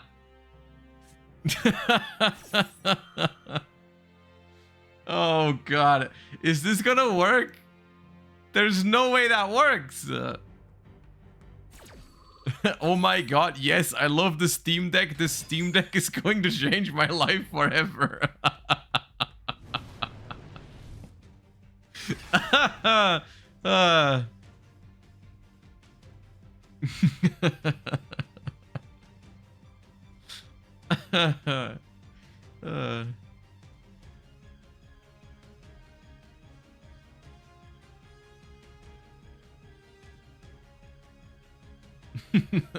Oh man, okay, now what? Did you just hamp? Did you just hamp a Flamberge for -3?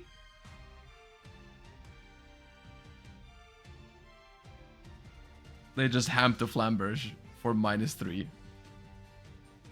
Honestly, more than -3.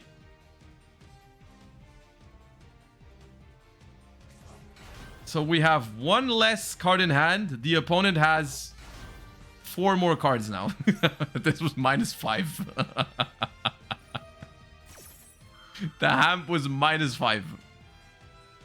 -5. Oh man, you have to have talents, right? You have to have talents. That's the only reason why you would ever do this.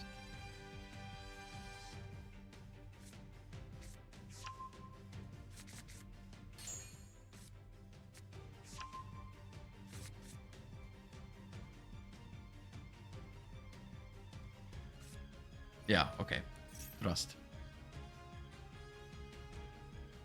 No Ash. Okay, based. Hold. Thrust 4. I mean, we don't even have 3 spells. We have 2 spells.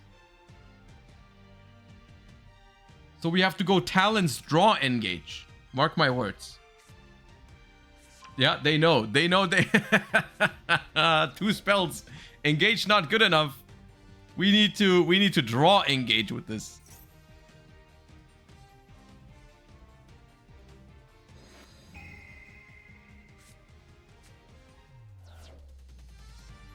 Alright.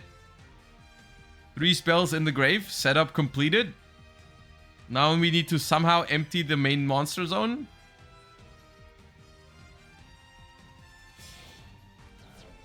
And we start by doing... what? Hayate? Hayate. Okay, it's a bad sign if we go into the battle phase here. That's a bad sign. That's a bad sign. Bait the Link Karibo.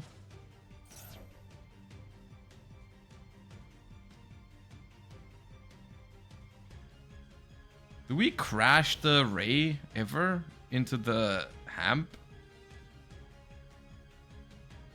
Does Hamp need to be destroyed by battle? It needs to be destroyed by battle. So sad. Can't even like afterburner it.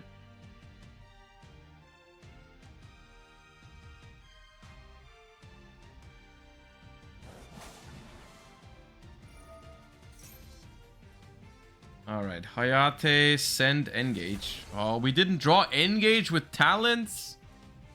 They didn't listen to my advice. How are they gonna win if they're not gonna listen to my advice?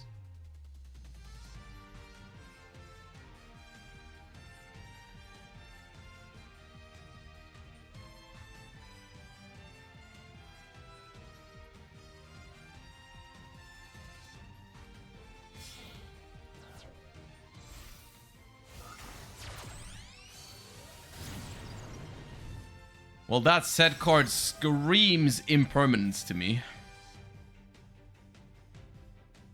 Yup.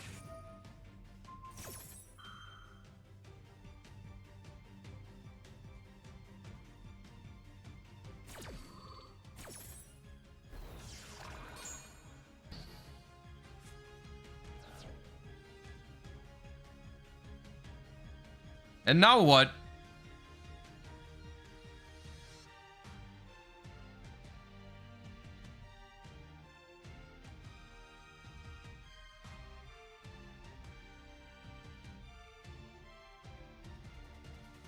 Couldn't we Azalea pop it? I mean, Azalea is 2 light Starks, right? You can't make it with Kagari or Hayate or whatever.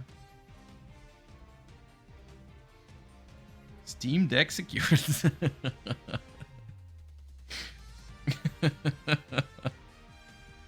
Oh, man.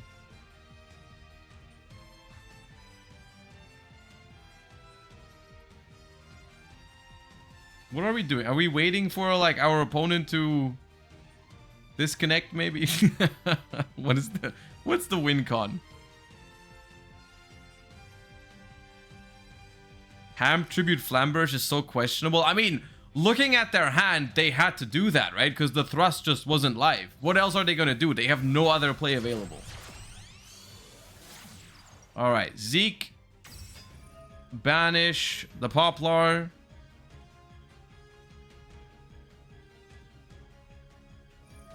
Link Karibo is being chained onto the Poplar.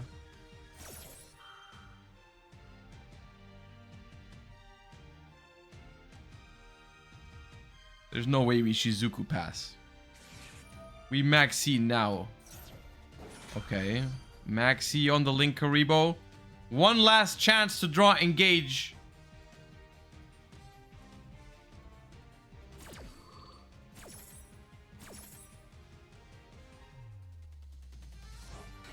Even if it is Engage, I don't know if it's enough. But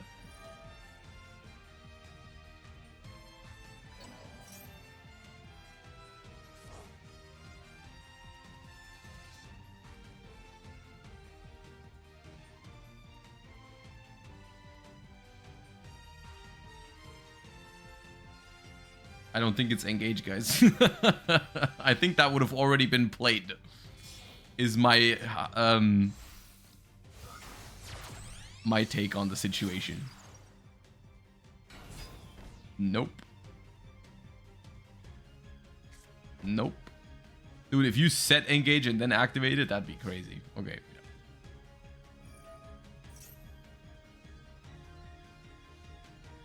Can't even search another Engage because one is in the grave already.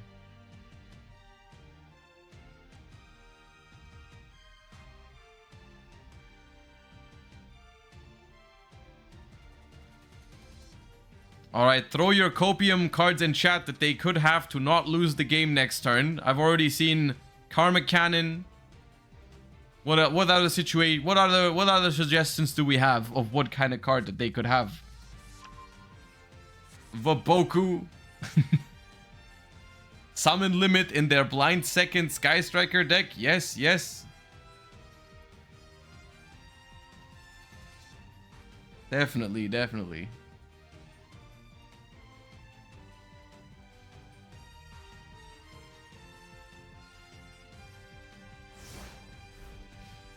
Widow, Anchor in hand, and a Dream.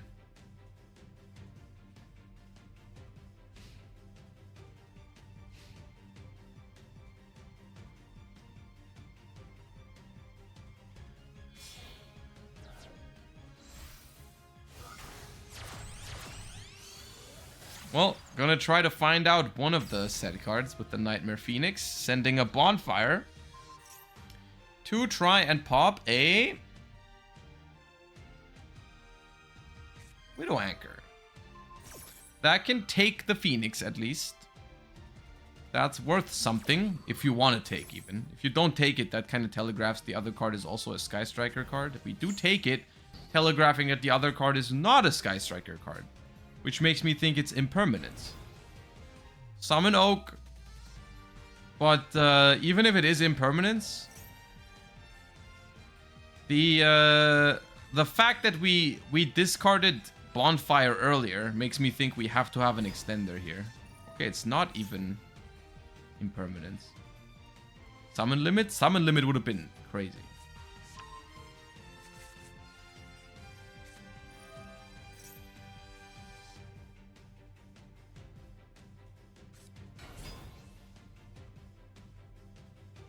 Well,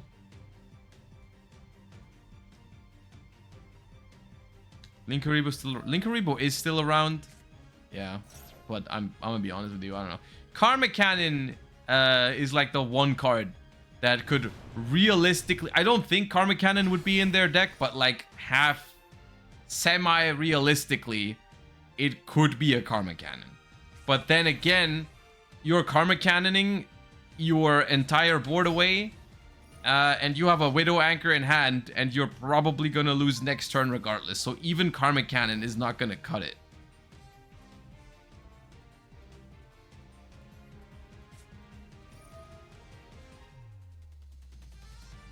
It's evenly. It could be. It was a blind second. Yeah, it could be evenly matched. Could definitely be. Surely we can still win. I'm gonna be honest with you. I think at least 50% of the winnability of this finals went out the window when we decided to queue Sky Striker into game 2 of the finals after winning game 1. It wasn't impossible, but we have decreased our chances quite significantly.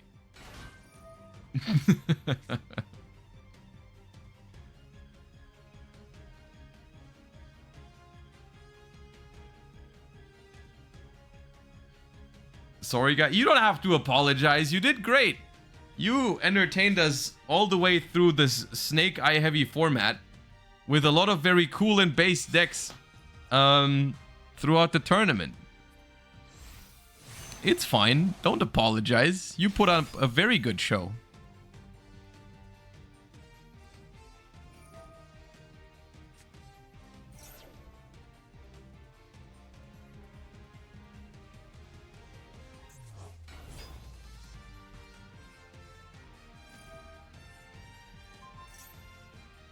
But this one is going to be a wrap, most likely. Baron the Fleur is live and can take care of that last set card if it even is activatable, but I don't know.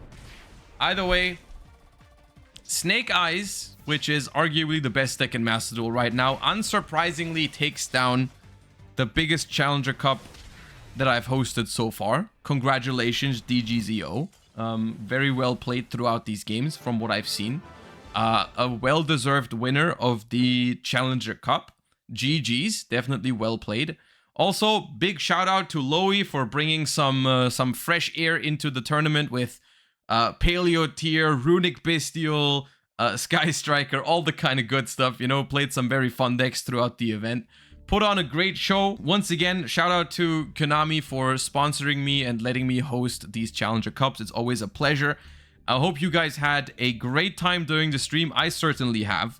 Congratulations to all of our top cut finishers. Thank you all so much for playing. I hope you enjoyed the stream, and I will see you then. Have a wonderful rest of your weekend.